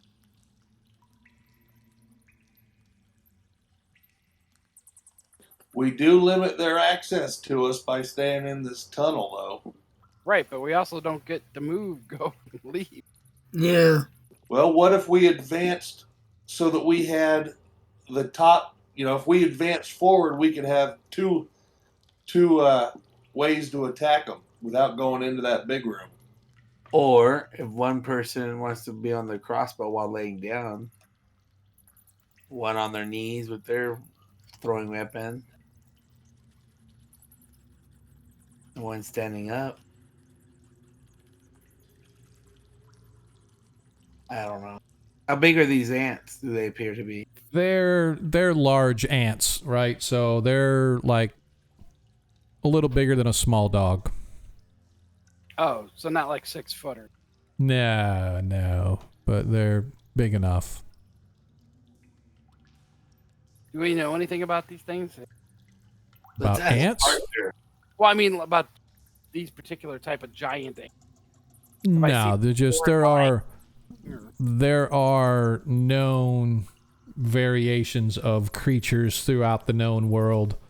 There are various mutations that cause some creatures to grow overly large, and as they breed together, they continue to breed overly large creatures, and that soon you have, just like you thought, Deglin, where an ant colony may have hundreds or thousands of ants. Large ants could have large colonies of them as well. They're just like a little plague of locusts underground. Right. Well, I'm trying to find out if we used fire, would they run away? Or if we just left them alone and just walked past them, as long as we didn't disturb their eggs or them, they leave us alone. Something like.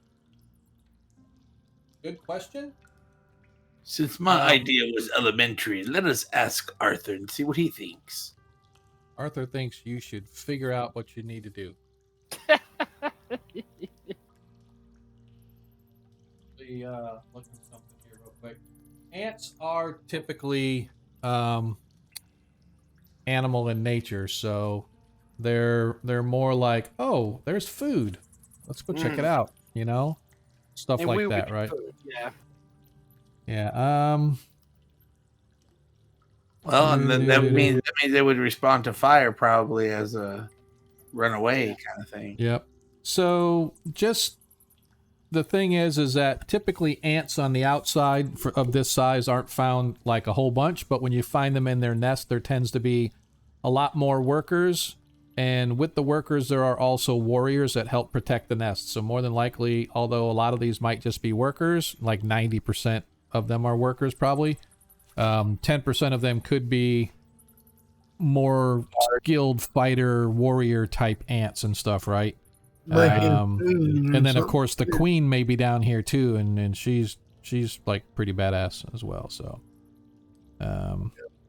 So you would agree that since you said they're animal-like, they probably respond to natural things like yes, fire would probably be something quite possible. I would say I would say that if you used fire, I would say that it would more likely, if they're warrior ants, they would ignore or at least not be as quick to run, just because of the fact that they're there defending the nest, right? If you come in blazing with torches and stuff and waving torches at them, they may at first sort of scamper, but then they're gonna like, oh, here come the warriors, because now they start sending those drone signals out, and then all of a sudden they all start coming in to defend the nest, right? So that's just food for thought. Well, we could go the other way. Or, if they do respond to fire, the way natural animals do, my charisma 17, I'm pretty hot. Oh, serious. I'm going to throw the paladin at The other them. way. You're gonna I'm throw gonna the throw paladin. the paladin at them and then run away. Yeah, he's a big dude. He could clog up the hole there and block it for us while we run. Perhaps we should go another way. Yeah, let's turn Colony. around. Let's turn around and go the other way for now. Yeah, go north or wherever that other tunnel left. Okay. I don't turn my back. I back away, like backwards until we're distance. Got it. As you slowly depart the area, the sounds of the chittering ants and their nest are left behind as you traverse the other tunnel, which is much like the tunnel you have just been in that it is hard-packed. It is narrow, allowing you only to go one at a time as you move your way. Searching for traps along the way, you get around to an area, and just I need to give me a listen check, please, Varys. What is your normal? Is it 25? What's your normal hear noise? It is 25, but Okay, I have and a you roll a nat 36. 1. I would like to use my nat 1. Oh, if I okay. could, Yeah, Since- nicely done. Sure. since it's near the end of the night anyway. Yeah, you might as well get rid of it. Yeah, absolutely. Nice use of a nat 1. I'm going to give you a bonus of 50 experience points for the party Yeah. for using. So take a note of that. 50 experience for the party for appropriate use of a nat 1 when it is needed. So let me really quick, just so I'm talking about the right area where you guys are. Let me go down here and get to the right description. As you are working your way around, Varys, you come to the end of this dirt tunnel when suddenly the tunnel narrows significantly, perhaps only 2 feet wide or so, and it becomes worked stone. And as you sort of creep around to the edge, you see that the worked stone finally opens into a wider area with a flight of stairs that lead down. There is a lit chamber at the foot of the stairs, and you can see down here there are steel bar cages, and there are people sitting in those cages. So what you can see actually is these bars go up for about 8 or 9 feet high, right? And they're closed on the top, and they're all caged. And like I said, you can see that there are several people In each filled. one? You could see that there's actually 2 rows of cages, right? Each one about 5 or 6 feet square. And it runs out of sight to the right. So how big the chamber is going to the right, you're unsure. But you can see that there are 2 rows of cages. And I lied. It goes from floor to ceiling. So the bars go all the way wow. into the floor, all the way to the ceiling, which is about 10 feet high. On the floor of the cells are straw and wooden bowls, and each cell holds a man or a woman, although each could hold more. So it looks like the cages themselves could probably hold 4, 5, 6, 10 people, depending upon how many you want to cram in there. But right now it looks like there's maybe, 1 or 2 per cage area. You can, as you're peeking, you know what? I know this is sort of a shit thing to do, but give me a hide in shadows check, please. And take 10% off your roll. That didn't help any. So that gives. So what's your hide in shadows? 57%. 57. Okay, so I'm not gonna to ding you on that. You see movement coming out of the corner from over here. You see movement of a shadow of some kind, and you duck back down in time, but you don't see what it or who it was. All right. Well, I'm gonna. And you're not sure if you were seen. However, there's no shout of alarm or anything, so... I'm going to take out... I'm going to point to Arthur and act like I'm, writing something in my hand. Okay. And see if he can give me some, paper. Yes, he pulls out some parchment and hands you parchment. I will write... What do you think of this one over here? I think he would make a fine rower of the boat, don't you think? You hear voices echoing, coming in as you're doing this, you hear the voices getting louder as they approach toward this end of the chamber. You can hear what sounds to be a baton of some kind, like a wooden stick being sort of dragged along the cage bars, like a... Mm-hmm. As they're walking past it, but not that fast, yeah, he's right, and sort of tapping, and you can hear perhaps half a dozen voices, including orc voices, discussing the sale of the product. This product would make a great bed chamber for this individual, and this one would make a great rower of boats. Et cetera, right? So they're and you hear them calling out to the slaves, making them stand up and turn around as if they're being sort of put on display for whoever the buyer is. Well, I hurry up and tell them that it's a room full of paid slaves and that we probably need to hurry up and just attack these fuckers. Hey. So, I don't know if we're doing that next game or... I was going to say, what do you guys want to do now? You want to go in and attack them? Or are you just going to kind of wait and bide your time and go elsewhere? Or wait for them to leave and sneak in? Or I'm not sure how you want to do that. Yeah, I wanted to wait and see if they leave or not, maybe. Okay. So, after about 3 or 4 minutes, the voices continue to talk, but they get faint as they move away from you, heading back to the other end of the chamber, apparently looking at other products or other slaves that may be in the cages.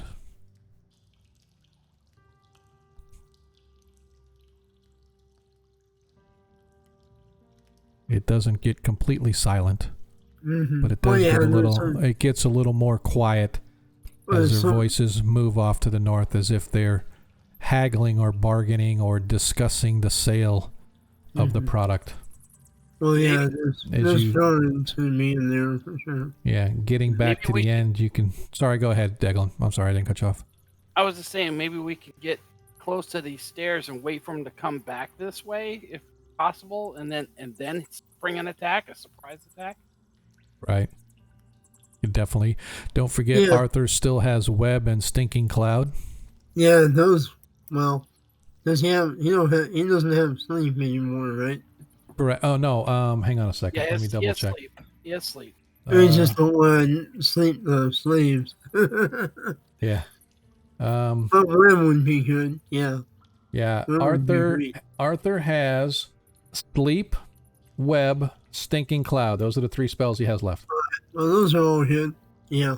I have hold person, command, and a couple of other protections and As you're standing at the corner, Varys, Yep.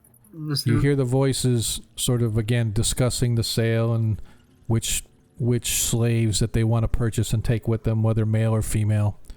You watch as one of the guards comes back, and it is an orc.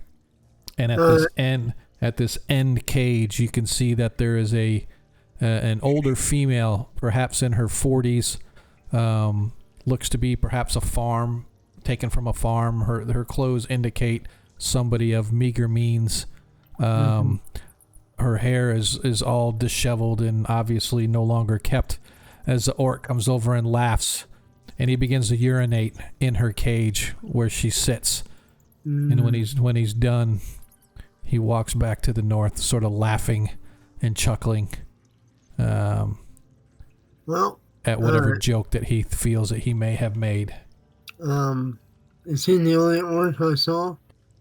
Yes, but you know there are multiple guards, but he's the only one that you saw, so he's the only one you know is orc. It could be other humans or whatever, because some of the voices you heard were definitely human, but whether they were guards or whether they were, slavers or whatever, you are unsure. But the indication that you have just sort of like thinking back through, all the different guards you've seen have been like orc and half orc. Yeah. So it makes sense that they're the muscle and then the slavers are the brains, if you will. Yeah, quite possibly so. So I want Zedkill and Dalen up here with me, and I'm like, if that orc comes back, I'm gonna backstab him. Okay. And we can do it. So. And that's where we're gonna leave tonight's session. Sounds good. I appreciate everybody that's hung out with us this long tonight, and I do apologize once again. I will apologize all the time because things just don't seem to go right to start off with. But tonight's shit show was brought to you by myself, and I want to give a shout out to. Actually, let's give her a shout out right now, if she's still lurking. If I can see, yep. We're going to give a shout out to Creep Show. Because Creep Show is the reason for our shit show. If you have not, and I went to her stream, and I know you guys heard. I apologize too. I forgot that I was streaming that when I went over to her stream to let her know that she broke my my push to talk, or my mic, I should say. I went over and told her I know that it streamed over the music, and I apologize because Monkey's got some good music, man. So, first of all, let's kind of do a little bit of a round table here really quick. Monkey, what you got going on? Anything? Anything you want to shout out about your content or anything, or where people can go to see it? No,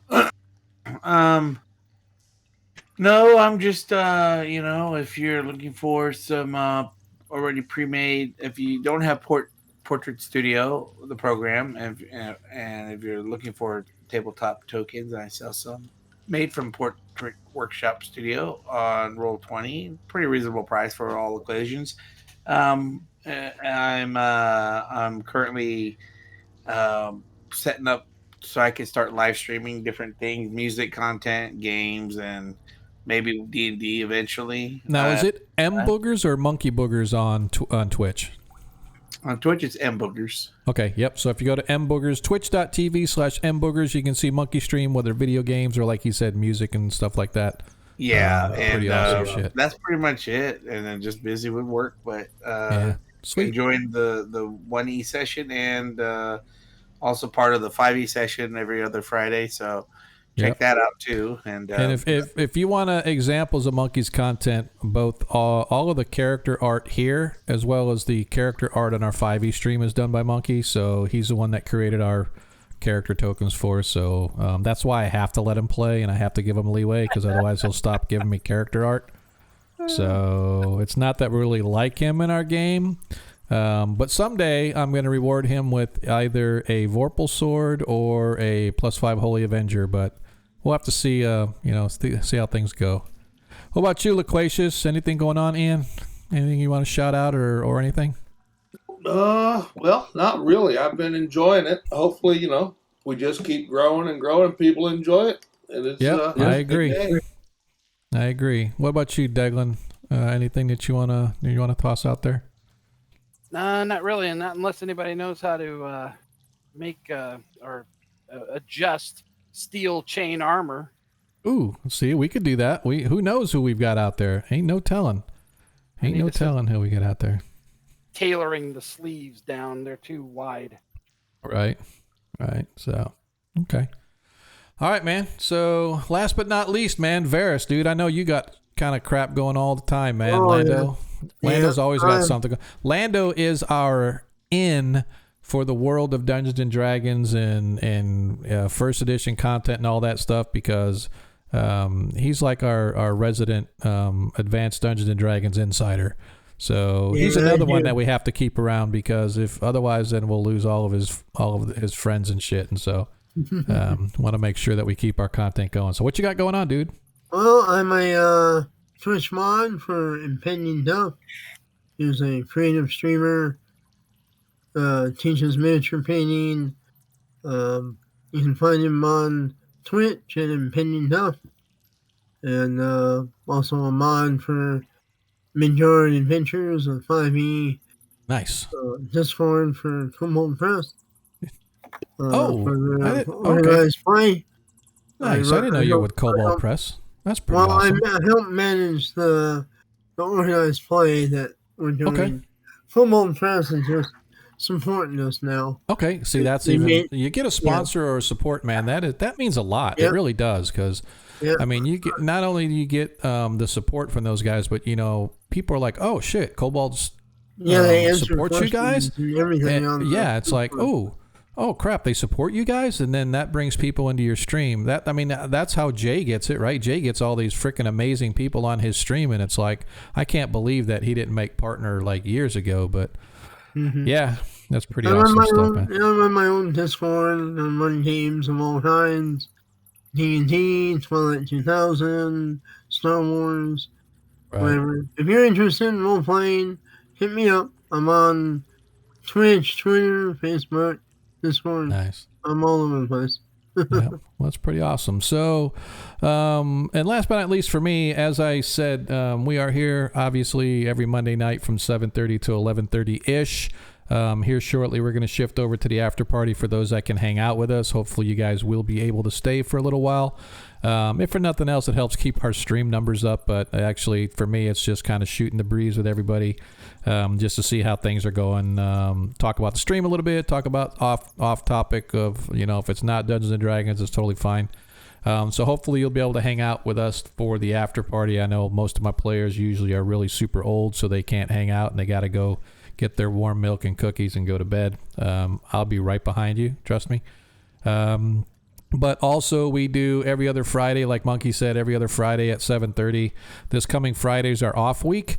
But just so you are aware, I'm probably not going to be streaming next week at all either. So next Monday and next Friday are probably going to be off weeks for me. Just because of the fact that it's spring break and the wife and I are going to do something that doesn't involve Dungeons and Dragons or me sitting in my house. That being said, I guarantee you we're not going to be streaming Monday. So players, you might as well have yourself a Monday off. I appreciate it. However, depending upon when I get back, I may be streaming on next Friday, Monkey. So just so you know, it really depends on, I'm going to be booking our resort tomorrow. However, if the wife decides to stay the whole week, then obviously I'm not going to stream at all next week. But if we go from, say, this coming Friday until, I don't know, next Wednesday or whatever, then I will stream Friday. So I will let you know once I book whether or not we're streaming Friday. But if we don't, hopefully you guys will enjoy the break from us. I know I'll enjoy the break from the shit show. But we really need to, and this is something that I want to discuss, and I'm going to bring this up in the after party. So if you guys have to go, I know Loquacious typically you need to hit the sack a little early if you can't stay or whatever, but getting ready to shift over to the after party for those that want to join us. As I said, after every game face to face when I play, we always kind of hang out a little bit afterwards, maybe drink a beer, drink a soda, shoot the breeze for a while. I remember a couple of games, you could talk to my 5e players, when we played face-to-face, I used to cook them dinner before we gamed, but when we were at the game store, a lot of times afterwards there was an ice cream shop right down the plaza. So we just walked from the game store down the plaza over to the ice cream shop, and I'd buy them all ice cream and shit. So we just hang out and shoot the breeze and kind of do whatever, right? So that's just what it's all about. It's about community. It's about having fun. It's about killing monsters. And it's about daring do. So hopefully you guys will be able to hang with us. But I'm going to shift over to the after party right now. And I hope you guys will be able to join us. In the meantime, players, I am going to shift over to the open chat. If you guys can join us, I appreciate it. If you can't, I will see you 2 weeks from today. So not next Monday, but the following Monday, we'll be back online for this game. So appreciate the great game tonight, guys, and we'll talk to you next time. It was fun. Right. Yep, see you later. Shifting over to open channel in 3, 2, let's go. 1. And I am on the open channel. Let me go to here and kind of close all this down and get rid of the sound effects and stuff like that. So, not sure who's going to join us over here. Hey, I know Iger. Iger's usually good for it. Everybody else just bails on us, man. They have a bunch of old folks. We're young bucks. We're the young ones. Monkey's not paying attention, so Monkey's stuck over there in the 1E players chat. If you haven't been to our Discord, I encourage you guys to hit our Discord. We're a little bit active. We got a couple different groups going and stuff like that. We're not like tremendously active. You can stop by once in a while to say hi, see what's going on. If you are on our Discord, you can just join the open chat here, which is what we are. We have the open audio, and you just kind of pop in, hey Monk, and just kind of join us. But yeah, good game tonight, fellas. Good game. It was pretty cool. Appreciate all the love that we got out from out there, man. That was crazy. Next thing I look up there, and all of a sudden Cannibal's like dropping bombs on us. I'm like, dude, what's going on? And all of a sudden I'm looking at all these subscriptions pop up. I'm like, dang, dude, you ain't lying. You're gonna put my kids through college. Are we your children? Yeah. I got 2 kids in college, man. Well, technically 1. My daughter's, she has 1 class left. She just has to finish it up. She was having issues with this class. I think it was a macroeconomics class. She was just having issues with it. So she said, you know what? Screw it. I'm going to take some time off. I'm like, hey, do it, man. Just, finish it when you're ready. That's one thing I hate is where they say you have to have a college degree. I'm like, no, you don't. No, at all. I don't have one. I did not get I got my college degree because I wanted to. I was already doing software development. I was already enjoying myself. I was making okay money. But I told myself, you know what? I want to complete my degree because I felt at the time that if I want to get into management and stuff like that, I had to have my bachelor's at least. And so I went ahead and finished my bachelor's. I graduated high school in 1982, and I got my bachelor's in 2012. So 30 years, not quite to the day, but 30 years to the month. May of 2012, I got it, and I graduated May of 82. So, yeah, I was tell my kids, my oldest, he graduated high school. I think they graduated in 2010. I think that's right. Yeah, I think 2010. And they both jumped right into college. Now, they're twins. And so the one boy just kept at it, and he never stopped. But his brother, he just got into it, and he just and then we paid for it, right? So we paid for their school and whatnot. And then he'd drop classes, and then he'd restart classes, and he'd fail classes, and he'd restart. And we finally stopped funding him. I'm like, dude, if you're not going to go to college, then just screw you, And now he's back. But I tell my kids, don't go to college just because everybody tells you have to go to college. You don't need to, right? You just need to do what you need to do. So they all went to work for Publix, and they're all doing great. And then now my daughter has since left Publix, and she's got a job out there and stuff. So there you go, man. Cannibal's out there telling it how it is, man. You don't have to have your degree immediately, or you don't need to do it to have it to be successful. I think people push that, and then you're like, oh, I'm just going to take the easy route, and I'm going to get basket weaving or something. And you get all pissed off when you've got, $80,000 of educational debt, and you're not able to get a job because there's not many people out there that need basket weavers. Right. So, well, a lot of people, your happiness and success is all in the eye of the beholder. Exactly. You're exactly right. A lot of people get degrees though, and then they don't work in what they got a degree Yep. in. Like most of I agree. my supervisors had like psychology degrees or Yeah. business degrees. Yeah. So we were working in the classified intel community. Yeah, exactly. You know, in the Navy, our boilers engineer, our boilers division officer, as he's called, for those that know, he was a history major. Ah. And he ran the engine or the fire room, actually. You know, we had split engine room, fire room. But he had a degree in history. And my son has a degree in history. He just wants to teach. That's all he wants to do. And you're exactly right, Monkey. You don't have to have but what I'm saying is if people say you have to have a degree if you want to be successful. And that is what? No. Doing it again. I turned all that crap off too. Stupid. I think it's just because it's like, oh, you did too many messages in a row. Screw that. I turned this shit. I went and I put it as the minimal controls as so auto mod, man, it freaking tried to time you out. So I had to go in here and untime you out for everything that was said. And all it was like sending so many messages in a row. Yeah. You feel targeted. You should feel targeted because AutoMod said, oh, Cannonball, let's take him out. So I apologize for that, bud. I unbanned you. By the way, you were talking about going on camera. I think I'm ready. Oh, yeah? We just have to figure out how to do it. I apologize for that, Troy. I'm going to have to look and see. I'm on camera in your Discord, so. Yeah, I see that. And that's what it should be. Yes. This is me, folks. It's hilarious, dude. You're freaking a moron. What's that? I'm wondering how you did that. How I did it? Yeah, how do you turn the camera on? How do we do it, or how does he? Yeah, how do I do it myself? Just turn your camera on, and then stream.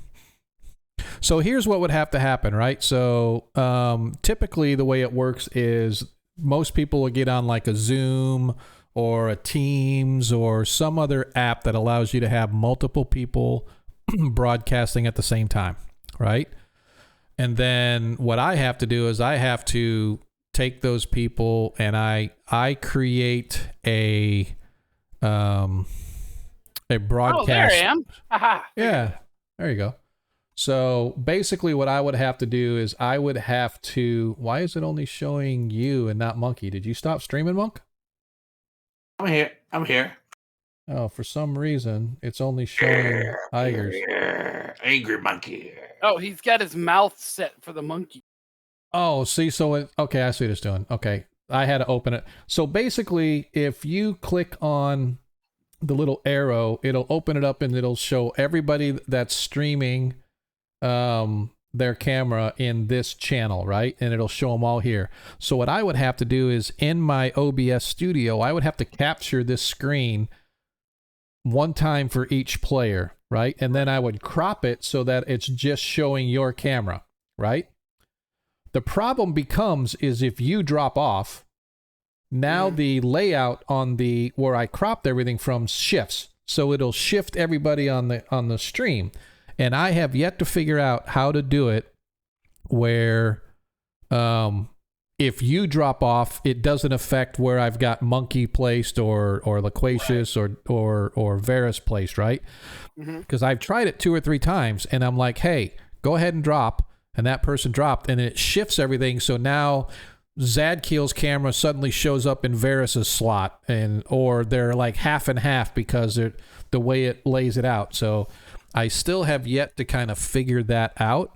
But if you guys want to get on camera, I have more power to it. I will change my layout because I already have the structure in place to show your camera. I just have to hide the picture and show your camera instead of your picture.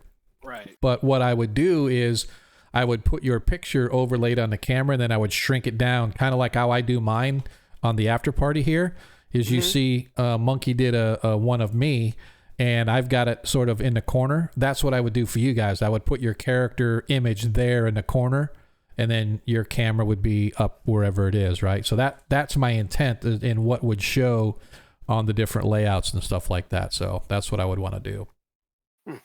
Anyway, yeah, I'm gonna have to go in there and change it so you can do like 50 messages or something, because I think after 10, Troy, I think after 10 back messages, it times you out, which is stupid.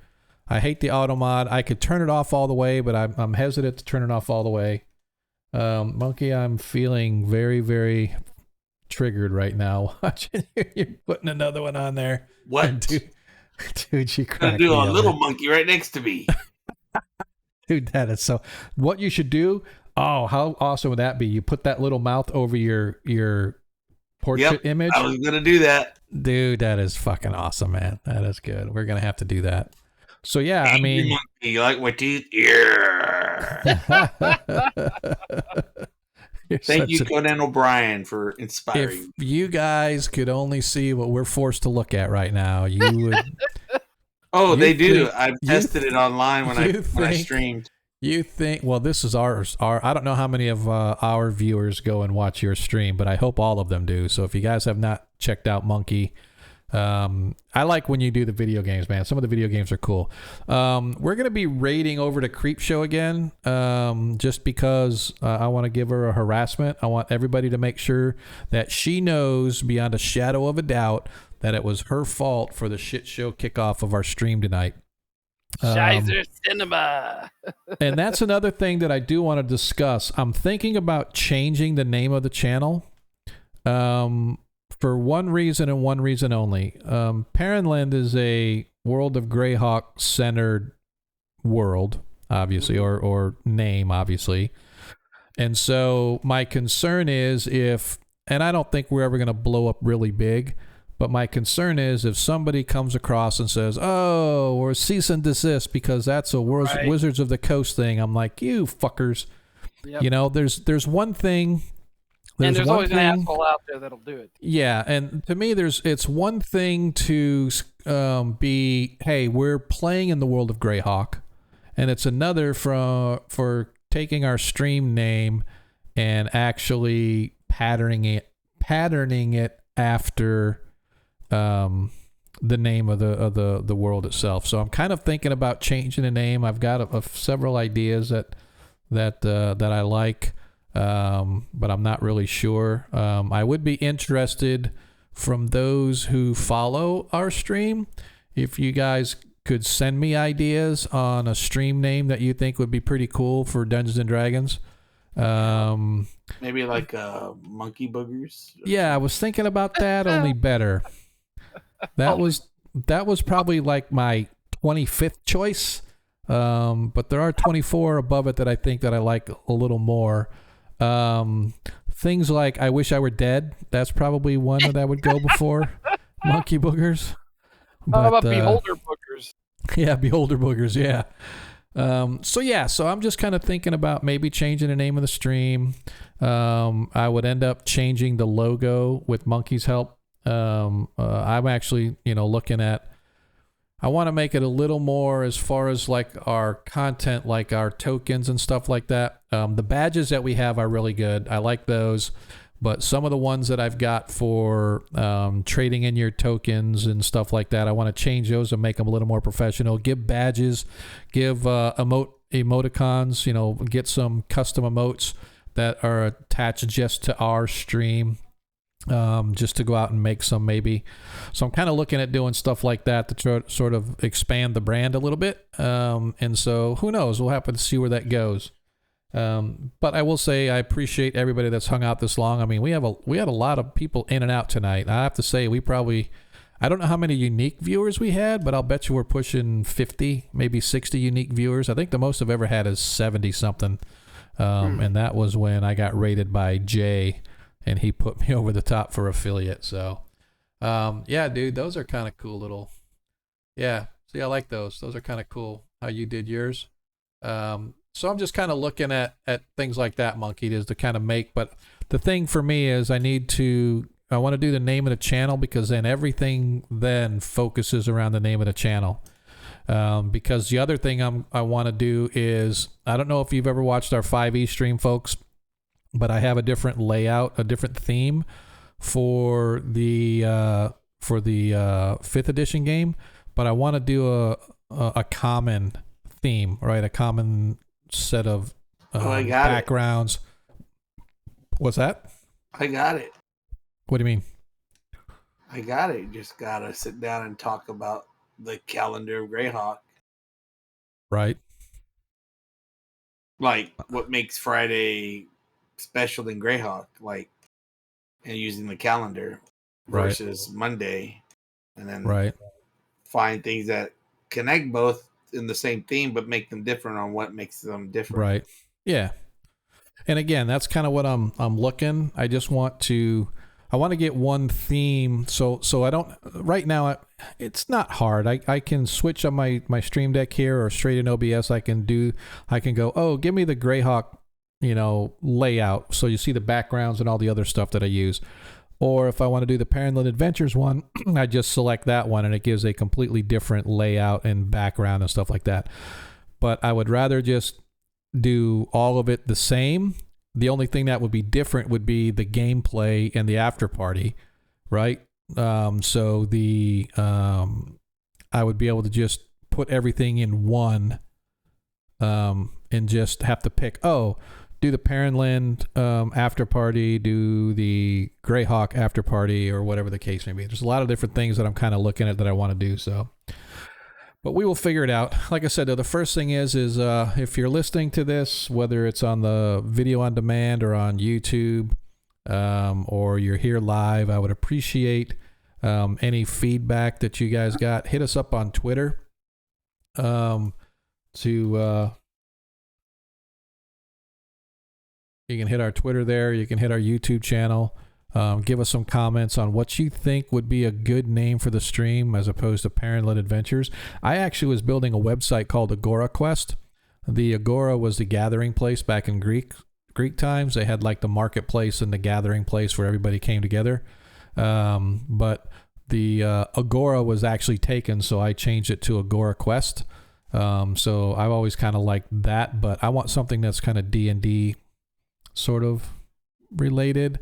And there's just all kinds of ones that are already taken and stuff. So I'm just interested to see what folks may think about a different name or some ideas that you may have for changing the stream name. But we'll see as time goes. I'm not in a hurry to do it, but it's just something I've kind of had in the back of my mind that I'd like to do. But right now, what I'm going to do is I'm going to set up to raid. Hopefully, you guys will hang with us as we raid over to. Looks like Darling's still on. Lollygaggers is kind of good one. Cave G is pretty good one. So, but I'm going to go ahead and raid Darling. So let's go ahead and first of all, we're going to shift over to the stream is ending. Oh no, it's ending. But I would appreciate if you guys would hang out. And like I say, when you get over to Darling, make sure you all let her know that it really was her fault that the stream started off in such a shit show fashion. It's her fault. You know what I mean? I will never take it. And she goes, okay, that is my fault, because I told her what happened. And she's like, oh yeah, it was my fault. And I'm like, you're damn right it was. So anyway, it's not her fault. I'm just an idiot. No. But I do want to say, as a reminder, in a world that you can be anything that you want, all we ask is that you be kind. And if you give us just a second, we're going to see how many people we can get rating on over there to her. Looks like we got 9, maybe 10. Can we get 10? Can we get 10? Oh, we got 9. So we're going to check it out. We're going to raid now. So catch you guys in 2 weeks. Aye. Have a good one. Color to paint this 2 weeks. obelisk. Could you make it like black? Well, see, I thought about doing like an onyx obelisk. Hey. Hello, welcome, Raiders. Oh, I gotta put the eyes back on. Meantime, let's get Lieutenant, did you hear that? How could we help it? It sure was strange. Know what it was? No more than you do. Went for welcome, Raiders. Right now. It was a saucer. A flying saucer? Makes you say that. Thank you for the raid, Perrenland. Welcome. As usual, it's Monday, and we're watching awesomely bad horror movies while we paint spooky things. My googly moogly eyes. Yeah, I'm Darling Creepshow. I'm your resident creep. Many times the saucer hasn't had a go. Or a light of any kind for that matter. These That glasses proves it. just give me What a next, mood, Lieutenant? you Oh, know? Lieutenant, maybe this doesn't mean much. Oh. You look great. Maybe me found Look Well met, fantastic. friend. busted into. What? Where? I'm glad you all can make it. I'm glad you all can make it for the stream. I normally stream D&D and I paint D&D miniatures, and when I'm not, I'm playing RPGs wearing red lipstick and yelling at NPCs, because that's what I do. That's me. Thanks, buggers. Thank you for the 25 It's been bits. broken into, all right. Whee! Strange. I'll show you. We just finished up the last. you are Looks like it's fallen into the grave. Perrenland, thank you for the gifted sub. Oh, what a perfect person to go to. Armin, hell yeah. We love Armin on this channel. I stalk him regularly when he streams because I like to get him talking about archaeology. Let's go get How? I see what Here, you we mean, the finished the gravestone's down Beholder. The Beholderkin. We finished him Well, let's go tonight. down and We're find out finally who's moving been on there. to something fucking different. By going down and finding Got out. him. Isn't he so Are you cute? sure you mean that, Lieutenant? He's a If I happy didn't boy. mean it, I wouldn't have said it. Happy, Now you are happy vampire. boy. Bounce. Monsters, My hand slipped. graves, Bounce. bodies. Oh, all right. Dude, man, you got the Parkinson's? I got the slippery hand. My hands are just so greasy from eating. Excuse me? Why are your hands so greasy? What are you doing? Are you doing some research for Scott Chips? Wow, wow, wow, Oh, wow, you know. Thank you, Mouse. Thank you. Give me a flashlight. How about a match? We sure could try Oh, Let me have apparently I thank you for the 100 Okay. bits. Thank you. Who's Migraine Boy? Who's that? I don't know, but I like that name. I don't. That name stresses me out. it. It's Inspector Clay's grave. It gives me PTSD. I mean, I like the name, but I don't because it gives me PTSD. Hey guys, I'm gonna jump over to hers, so I will talk to you guys next time. Train! All right, later, man. Oh, we need Wolf here to tell us what a train sounds like. Oh no, not again.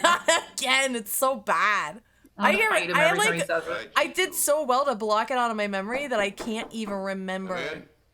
I think it sounds like ah. Yes, of course. Team Blade. Ooh, Team Deacon Frost if we're going that direction. yeah. wow, wow, wow, wow. Dinos, thank you. Thank you for the 100 bits. Why I are your am heads not popping? Train. Chugga, chugga, chugga, chugga. Woo, woo. I understand. Team Pearl? Team Pearl was awesome. Pearl is disgusting. Pearl's horrifying. Oh, man. I'm Team Lady Gaga in American Horror Story because she's hot. Oh, that's like one of the best American Horror Stories. Horror Story Hotel. I kind of watched some of it because of reasons, but she's really hot. It's so good. Well, Some of them scenes were a little too graphic for my little dainty brain. Yeah? Can't fly with it? admitting this. You know. Dude, of course, Bloodwild. Of course you liked it because you're like me and you appreciate really good goth music.